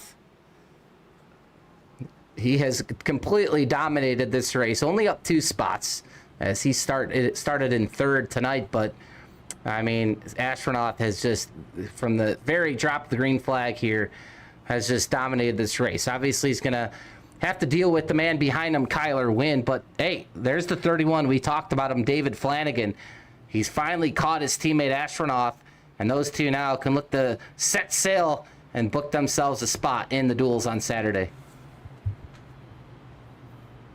Yeah, absolutely. They're sitting real pretty right now. I do want to make comments on this wreck. Stephen Miles did take some pretty significant right front damage in this crash. I don't know what he wants to do with that. I don't know if he wants to pit and try and fix that or just stay out and let it roll, because usually these things can be tanks with damage sometimes. I guess we'll just have to wait and see. But then just checking it out kind of what started it was Aaron Johnson looked like tried to make a move to the outside to that third lane once again on Richard Elliott. But when he did that, he kind of either hesitated or didn't want to do it or something. And then he got hit and then made a little right rear contact with Elliott. And he tried everything he could to save it. It sent him down into Stephen Miles, and he still saved it the entirety of the rest of the corner. But the problem with that was everyone out back started checking up, and Larson Parker and Jaden Newsom really were the biggest hits in this crash. Mark Person, another guy from the PGR side of things, looks like he might have gotten a little bit of damage as well. But I'll say, all things considered, that only 2 cars got significant damage in that crash. That's pretty impressive. Yeah, as we watch it back here, the 18 I think is going to get the worst of it. That's Larson Parker at Generator Source Toyota Camry there, coming to a halt and takes some damage, some smoke also billowing out there. And yeah, it could have been worse there. That is for sure, Len. I agree with that. Aaron Johnson as well. You see him there. Chris Schubert in the 66. Tyler Vickery, we've carried his on board as we go back live. He's had all sorts of issues here tonight as well. And Vickery, I don't even know if he's on the track at this moment, as we see a picture there from Lake Lloyd. And not picking up Tyler Vickery at the moment. So that might not be a good sign for him as we go back up front here. And there's Aaron Brown. He's in the 9th position as we saw him battling there. Man, he's been to the front, the mid-pack, onto the back, and all over the place right now. Here's Picklesmeyer in the 35 Winnebago Industries Toyota Camry. Underneath him, it's the Race MRL Toyota of Jake Sylvia. That's the 118, a sharp-looking paint scheme there. And Sam Taylor here right now, 1 spot outside the top 5 for the Good Wrench number 3. Right now, though, it's Michael Sturgill. He's kept hold his own here all night long. He's up to 5th. And Richard Elliott now 4th. David Flanagan, we talked about, in 3rd. And Wynn and Astronaut here up front. So that's your top 5 at the moment. And now 3 laps to go. I think we'll take the green flag next time by. It'll be a natural green-white checker. Yeah, it will. So we do still have a potential for overtime. Hopefully we don't have to get to that point. But up front, gotta say, things are looking pretty good for Trevor Ozernoff and David Flanagan. The pair of teammates, they found each other. Going to be restarting right nose to tail of each other. Now they've got Tyler Wynn too, and Richard Elliott, who is, you know, those two are going to be kind of allies to those guys of the Jack Shack. They race with each other all the time. They know each other, and you do kind of tend to see that in these big races when you kind of have groups of guys come together. The guys that know each other are going to stick together even if they're not teammates. So I think we're going to see that same thing pan out here, which could be bad news for the rest of the field. But then you have guys like Aaron Brown back there, who's been all over the place in this field and is still managing to find his way in good positions to try and make something happen. I will say, him and Stephen Miles directly behind him, who it looks like does still indeed have that damage. He does on that right front. They're stuck on the bottom. They need to find a way to get up and get up quick, is what I believe they need to do here. And then try to take some right rears, take it up to the 3rd, and see if those two can work together, because that's going to be an effective pair if they can actually make something happen up there on that 3rd lane. Well, here we go. The stage is set here for a green-white checker finish. This is not NASCAR overtime. This will be a natural one. It'll be Astronaut and Wynn here that will get us going once again. As we come off turn number 4, the pace truck will be diving down onto pit lane, this time by Vickery in the chat. He is not a happy camper as his MRL 500 comes to an end. But here we go. Who's it going to be here in heat number 4? Astronaut takes the green. Kyler Wynn on the outside, but Flanagan, a great push to his teammate here at the start-finish line. Very good coordination by those guys that I was mentioning. It would probably work together. It looks like that was pretty well planned for them to sort that out. We've got contact going on in the back of the field, lots of it.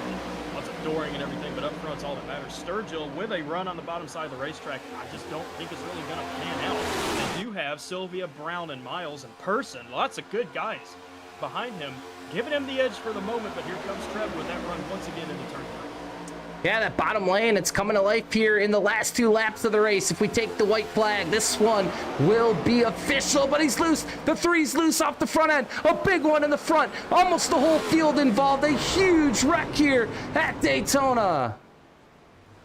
That's the entire field except for Ozranath, Flanagan, and Wynn.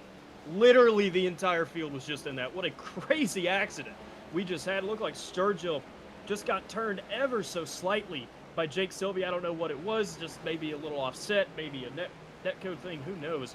And Aaron Brown, man, he takes huge hits in that. Stephen Miles looks like involved once again, adding on to his damage. Mark Person gets a piece also. The big hits in this crash, but really it's just a track blocker. Nobody could go anywhere. What a wild accident. Oh, Richard Elliott. Mark Person ate the inside wall before pit road. Huge crash here. Yeah, it really was, man. Wow, we have a lot to digest here from this wreck that'll put us in the NASCAR overtime as we go back to the replay. And Lan, it's going to come right here in the front of the field. And, man, when that happens, it's going to be trouble here. Mike Sturgill Jr. right here in front of the 118. And we'll slow this down here and try to figure out what happened. And, yeah, here's the 118. He's pushing him square, man. It looked like a square push, and Sturgill just gets loose off the front of Sylvia, and he's going to turn. He hits that apron, and, man, Sylvia pinches up high into Flanagan, but watch this wreck. Here's the impacts right here. It takes out practically the whole field. I mean, Kyler Wynn was halfway around. He saves it, and look at all that tire smoke and carnage here outside of turn number 4. Man, the 46 hits hard into the outside wall. Richard Elliott involved. And there you see the 16, more trouble for the 16 car. And 76 is going to come here and hit the inside wall. Here comes Mark Person. Front end damage for him. And I'll tell you what, it's going to be a wild finish for the LCQ transfers because a lot of these drivers are going to have some damage. It is going to be a crapshoot to see who finishes this one. Yeah, it definitely will be. And still just looking at that wreck, you got to feel for Mark Person. He had it saved and missed and then just gets blindsided by Richard Elliott. Nothing Richard could do either. He was still wrecking and someone clipped him down into Mark. That's just how tough it can be, though. Sometimes you think you're sitting pretty and golden and all of a sudden just get cleaned out like that. But you have a good point about all the LCQ spots and everything like that. That is going to be pretty chaotic with all the damage we have going on here. It's almost like you want to kind of pick the guys with maybe sort of like rear damage over the nose damage because they'll probably actually have a little bit more speed, and then you got to start analyzing the damage of the guys around you when you're in that position. Like, okay, I know I'm going to be faster than him or maybe slower than this guy. Just a whole thing for these drivers in the back. Also, shout out Kyler Wynn. What a save that was by him. He was fully sideways out of turn 4 and saved it. That's pretty difficult to do in these next-gen cars, but he did it. And back up front, coming to the 1-to-go signal this time. What I'm seeing, at least for the moment, of guys that are currently in is Ozranath, Flanagan, Wynn, Picklesheimer. I really hope I'm saying that right. And then Josh Nelms, currently top 5. And out back, we got Maximilian Heilich, Aaron Brown, still hanging tough up here. Aaron Brown's not quitting.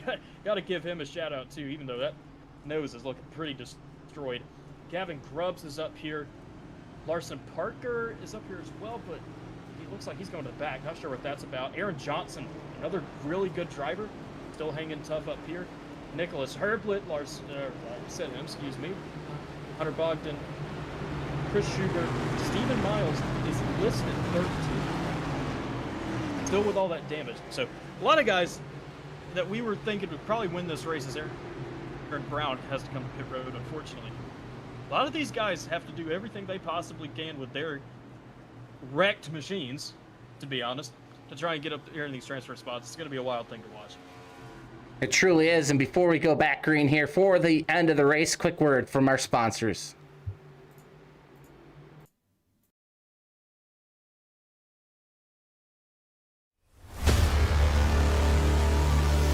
Contact here out of turn 4.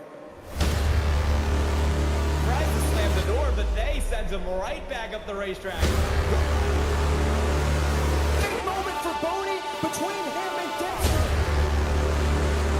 It's Ryan Kuhn yet again out of turn number 4. He's going to win for a second time in the Misfit Touring Series. But it's all about Christian Peterson out front. 9 top 5s, 9 top 10s, 4 times he's finished runner-up. But tonight, it's the first time win here in the Touring Series. Christian Peterson, after 17 races, finally gets it done.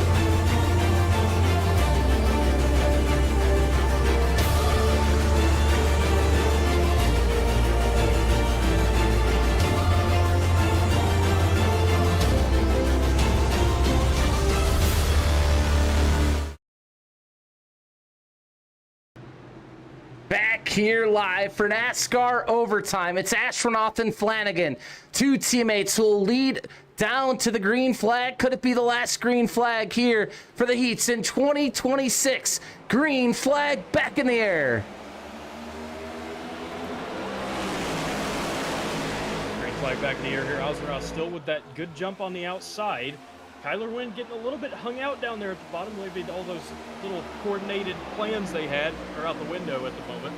Right now it's all Jack Shack though. 89-31 leading the top 2 positions in that middle lane. Kyler Wynn not done yet, but on that bottom lane. Josh Nelms and getting a little bit chaotic out back. Mark Persons Doran, and we're wrecking already for that position in the back. Mark Persons around, got a few more.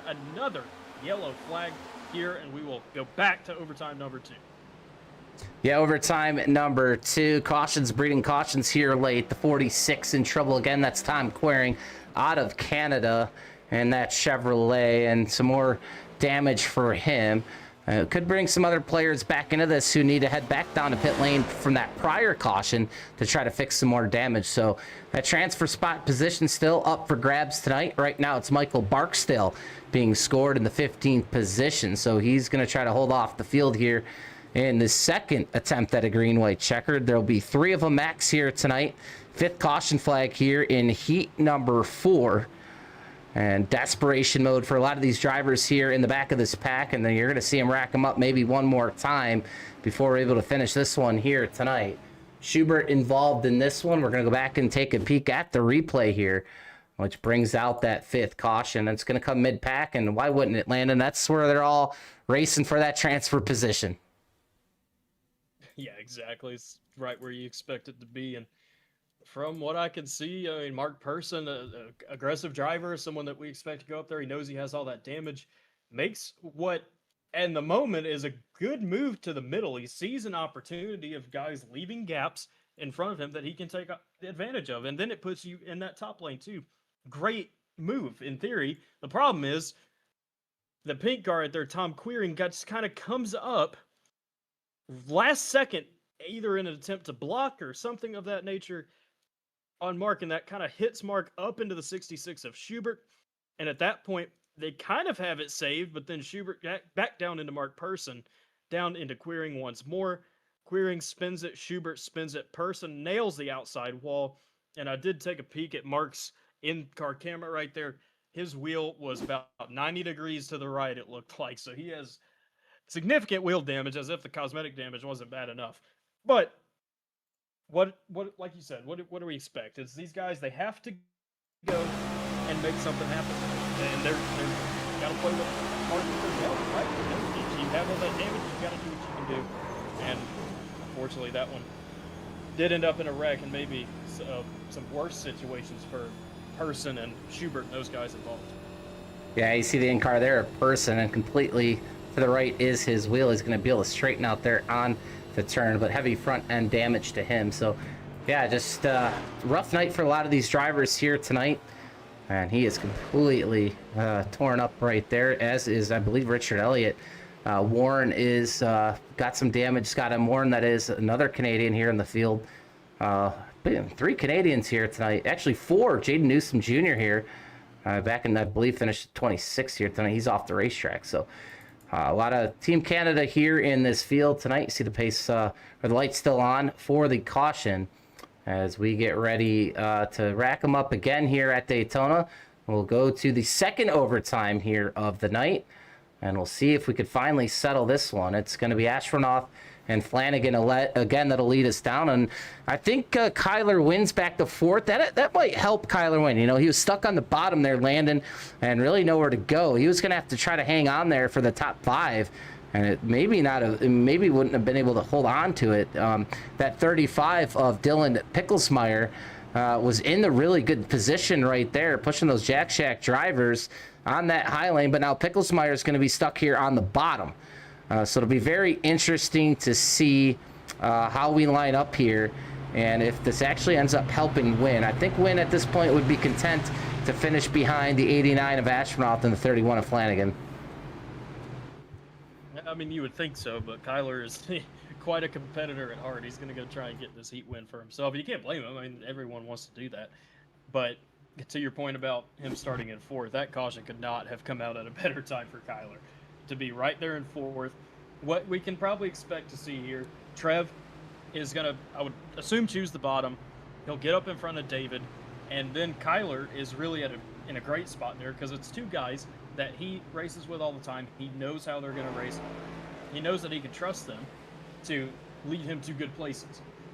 Kyler is going to be in a very good spot here, as is Josh Nelms behind him, too. Basically, anybody up on that top lane, probably in the first 5 rows, in a tremendous spot, because by the time they come back around to the white flag, barring any sorts of chaos and wrecking and anything like that, that bottom lane's probably going to get sent all the way back to, I don't know, row 7, 8, something like that, because of just how slow it is. So, great spot for Kyler, and I'm still just trying to look back at some of these guys that do still have a chance. Steven Miles has been involved in some wrecks now, still has a good bit of damage, but he's just kind of quietly hanging in there, trying to get his way back up to hopefully into the top 5. Problem for him is that he's starting on the bottom lane of the racetrack once again.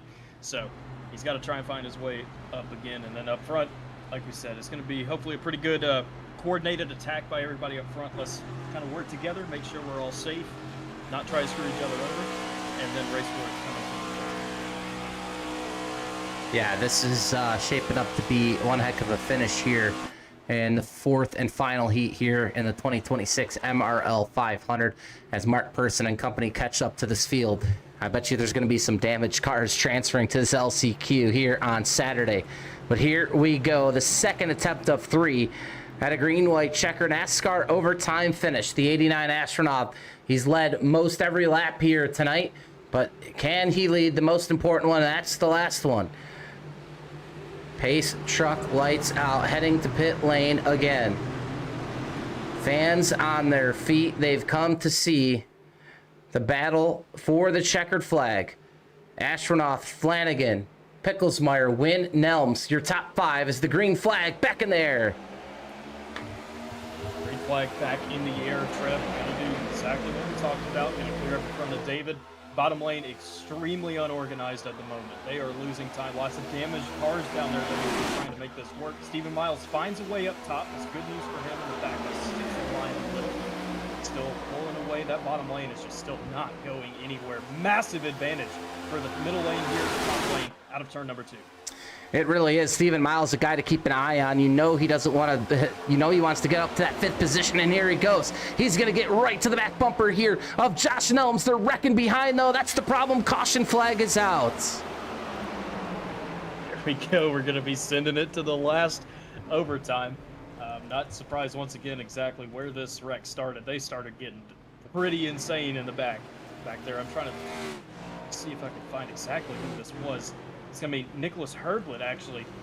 Kind of riding in the 3rd lane. God, just comes across someone's nose right there. Across Picklesmeyer's nose all the way down there at the bottom and then spins back up the racetrack. I will say, all things considered, once again, for the amount of cars that were back here, not that many were involved, and that's pretty impressive.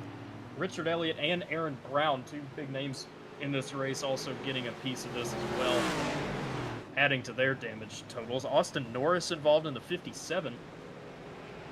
Luckily, I think he's going to be able to get away okay. Just a little bit of a spin for him. But yeah, here we go again, Mike. Just the usual problems that we can expect to have going into these LCQs. Yeah, that's what you're going to get here as we go back to the yellow flag here. And show you that replay here down the backstretch, and that's going to happen in the middle of this pack. See the 21 of Herblit go around, and he's going to come right back up here into the racetrack racing surface, and the 57 sees it. He has to go up the racetrack, gets into the 13, and man, 21 a hard hit, and they're wrecking in front.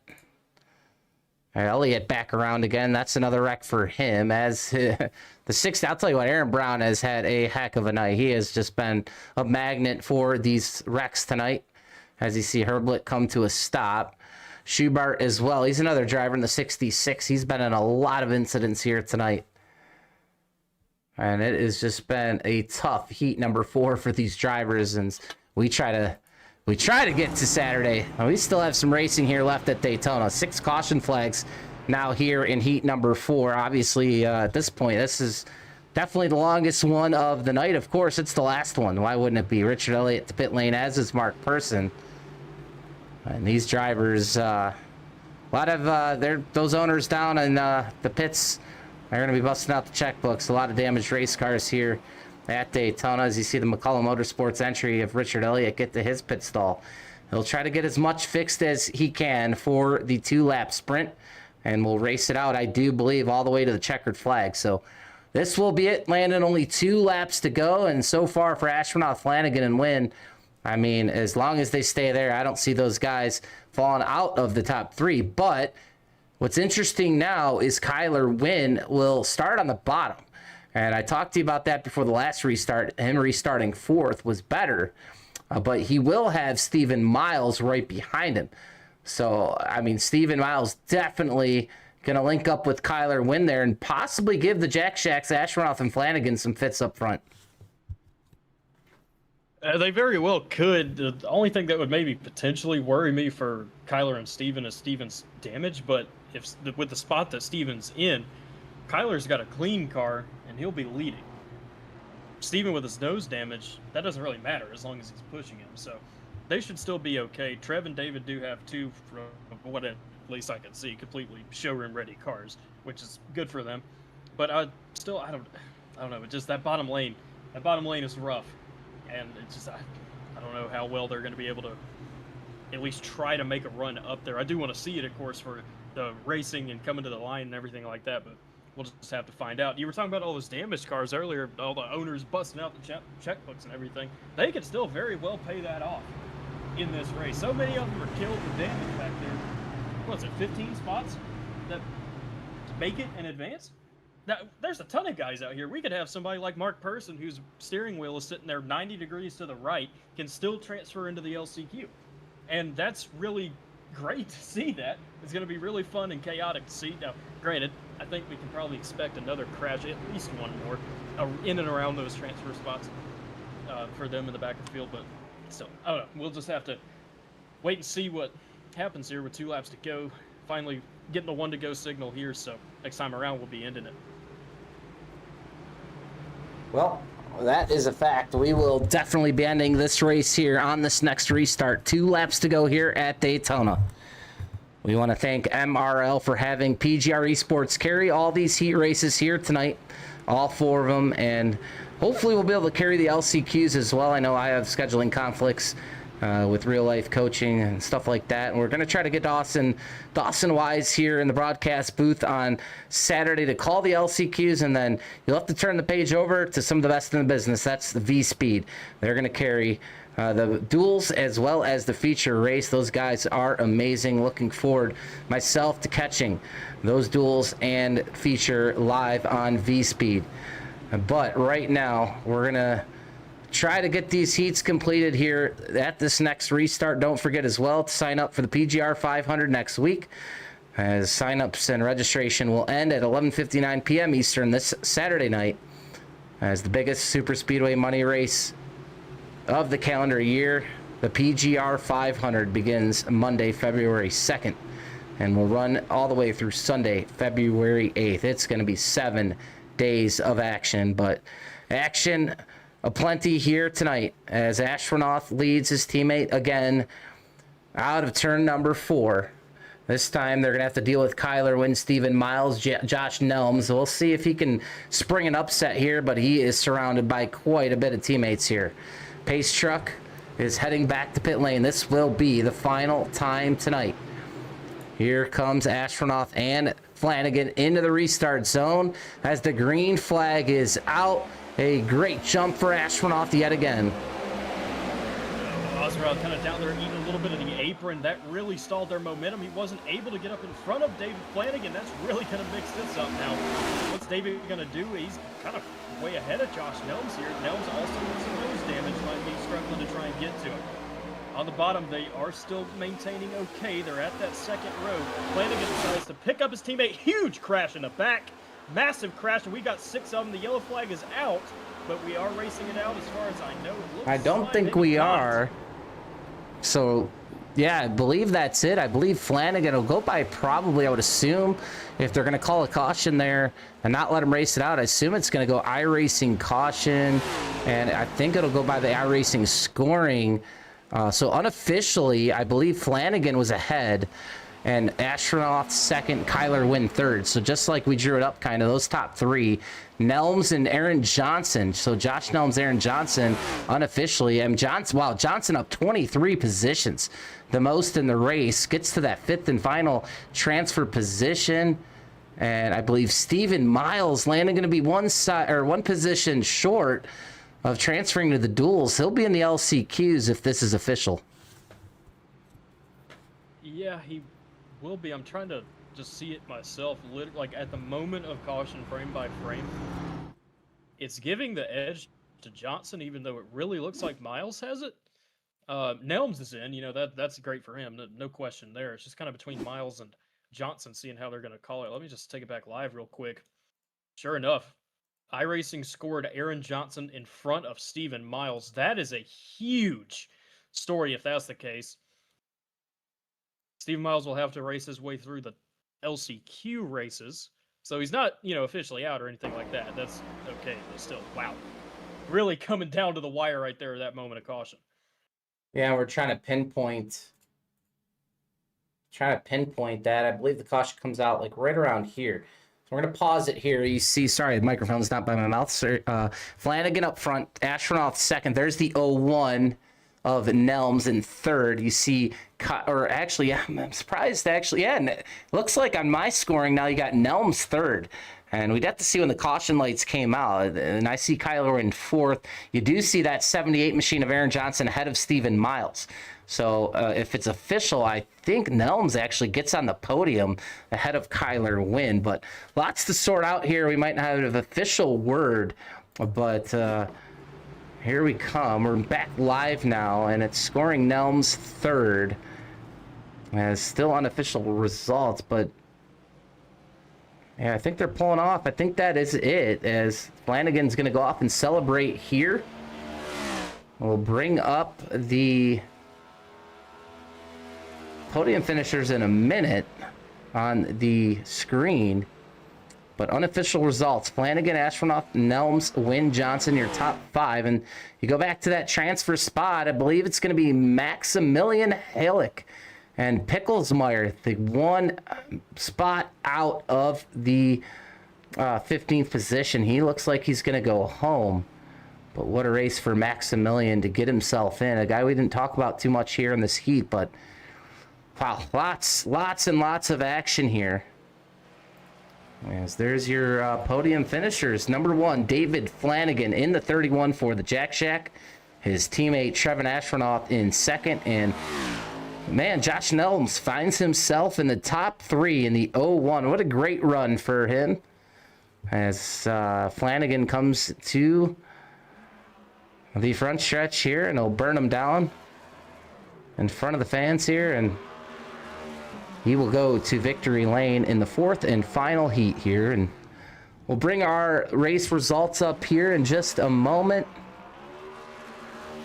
And we'll see if we can catch a word with your winner. I do not see him over here at the moment. So nonetheless, Landon, another Jack Shack victory. Yeah, it was. And, you hate to see it end like that under caution. That's really not a fun thing to see. Give me 1 second.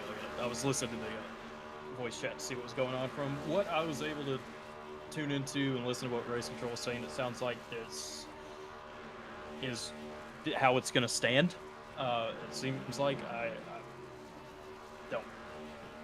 don't know any other comment other than that. Just that's where it's going to end right now. So, yeah, that's as far as what I just heard is official. But either way, like I said, Flanagan to Ozernoth and Kyler Wynn, you got to shout him out too. I mean, they really dominated this race together, top 3 basically the whole time, top 4, something like that.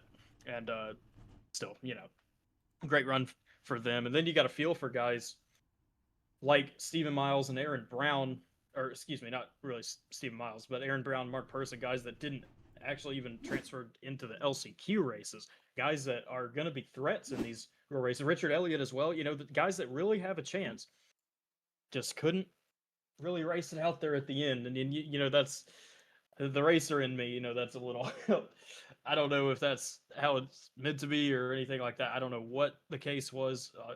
Obviously nothing can be changed now except how it is, but just a little bit of shame to see all the wrecking that we had to even get to that point to begin with, and you got to expect it in a way, but it's still just a little bit disappointing to kind of have it end like that. But either way, I'll stop ranting. David Flanagan wins the race. Shout out to him. And, Josh Nelms, too, pretty good underdog story up here. Hanging in the top 3, gets himself a podium. Trevor Ozernoth as well, with teammates with Flanagan, Kyler Wynn, Aaron Johnson, all the guys that advanced straight into the duels, and then, of course, everybody else that we'll be reading out the results here soon. Yeah, and everyone else starts with 6th place Stephen Miles, and he'd like to race that one green. He probably would have made his way into the top 5. Gavin Grubbs, though, he's into the LCQ in 7th. Michael Sturgill Jr. in 8th. Sam Taylor in 9th. Jake Sylvia finishes in 10th. Tom Quering in 11th. Michael Barksdale makes his way in 12th. Larson Parker 13th. Chris Schubert in 14th. And Maximilian Heilich, he is your 15th and final spot here in the LCQ. And unfortunately, these are the drivers that are going to go home. And it starts with Dylan Picklesmeyer. Ted Lisby as well in 17th. Richard Elliott, unfortunately, there in 18th. Nick Herblett in 19th, Mark Person 20th. Aaron Brown unfortunately goes home. He started up front, finishes in 21st. Austin Norris in 22nd. You had Scott Warren in 23rd. Hunter Bogdan finished in 24th. Blake Rodabout in 25th. Jaden Newsom there in 26th. Tyler Vickery 27th. You had Daniel Adam in 28th, and Kay Pulley, he went out real early, 34 laps down in 29th position. But, man, it was a heck of a night here live on the PGR eSports Network. There's going to be a lot of more action Saturday on V-Speed. We'll hope to carry the LCQs here on the PGR eSports Network if we can make sure Dawson can make it for those races. But, man, it was a lot to digest. All these heats, man, they had a lot of action, a lot of drama, and these drivers really brought it here tonight. We had some photo finishes in most of these heats tonight, and that was awesome to see. Some really good racing coming to the line, that's for sure. But here it is, David Flanagan under caution tonight. I will say before we get into that, I don't mean to interrupt, but there was just an announcement from Race Control that is not official quite yet for those transfer positions. They were just taking a look at the replays and seeing how the caution came out, and Miles was ahead of Johnson, and he said essentially this is going to be looked at for the next couple hours, and they'll kind of come to a conclusion towards the end of the night, it sounds like. So we'll just hang tight on that. Again, sorry for interrupting, but just to let everybody know that that's kind of what we're sitting with in terms of that position right now. Well, absolutely. You heard it there from Landon Velicki, as now the track is quiet here at Daytona. It'll be quiet here until Saturday. And lots to digest here into the wee hours of the night, maybe into the morning here. If it's going to take a couple hours here in MRL to figure out the official standings here of heat number 4. So keep an eye out on the Discord, racemrl.com. This has been PGR eSports all night long with you. And, man, a lot of views tonight, over 1,100. We had over 100 concurrent viewers, and we appreciate you all for joining us. Before we let you go here tonight, if you want to support all the broadcasters here tonight that did this race for free, you could drop a donation to PGR eSports at Venmo. Venmo is at PGR eSports. You can also drop it to PayPal at RacePGR. And on Cash App, sorry, $ PGR eSports. Well, it was a great night of racing here from the world center of racing, the Daytona International Speedway. And Friday night, don't forget, tomorrow night, the second to last PGR 500 recruitment race. We will go live tomorrow around 10, I believe 10:15, 10:20 Eastern for another recruit race as we look to fill the field for the PGR 500. Don't forget to get signed up as well at pgresports.com, and we look forward to the big event next week. For myself, Michael Triscaro, my co-host here in heat number 4, Landon Velicky. We'll see you all next time. Have a good night.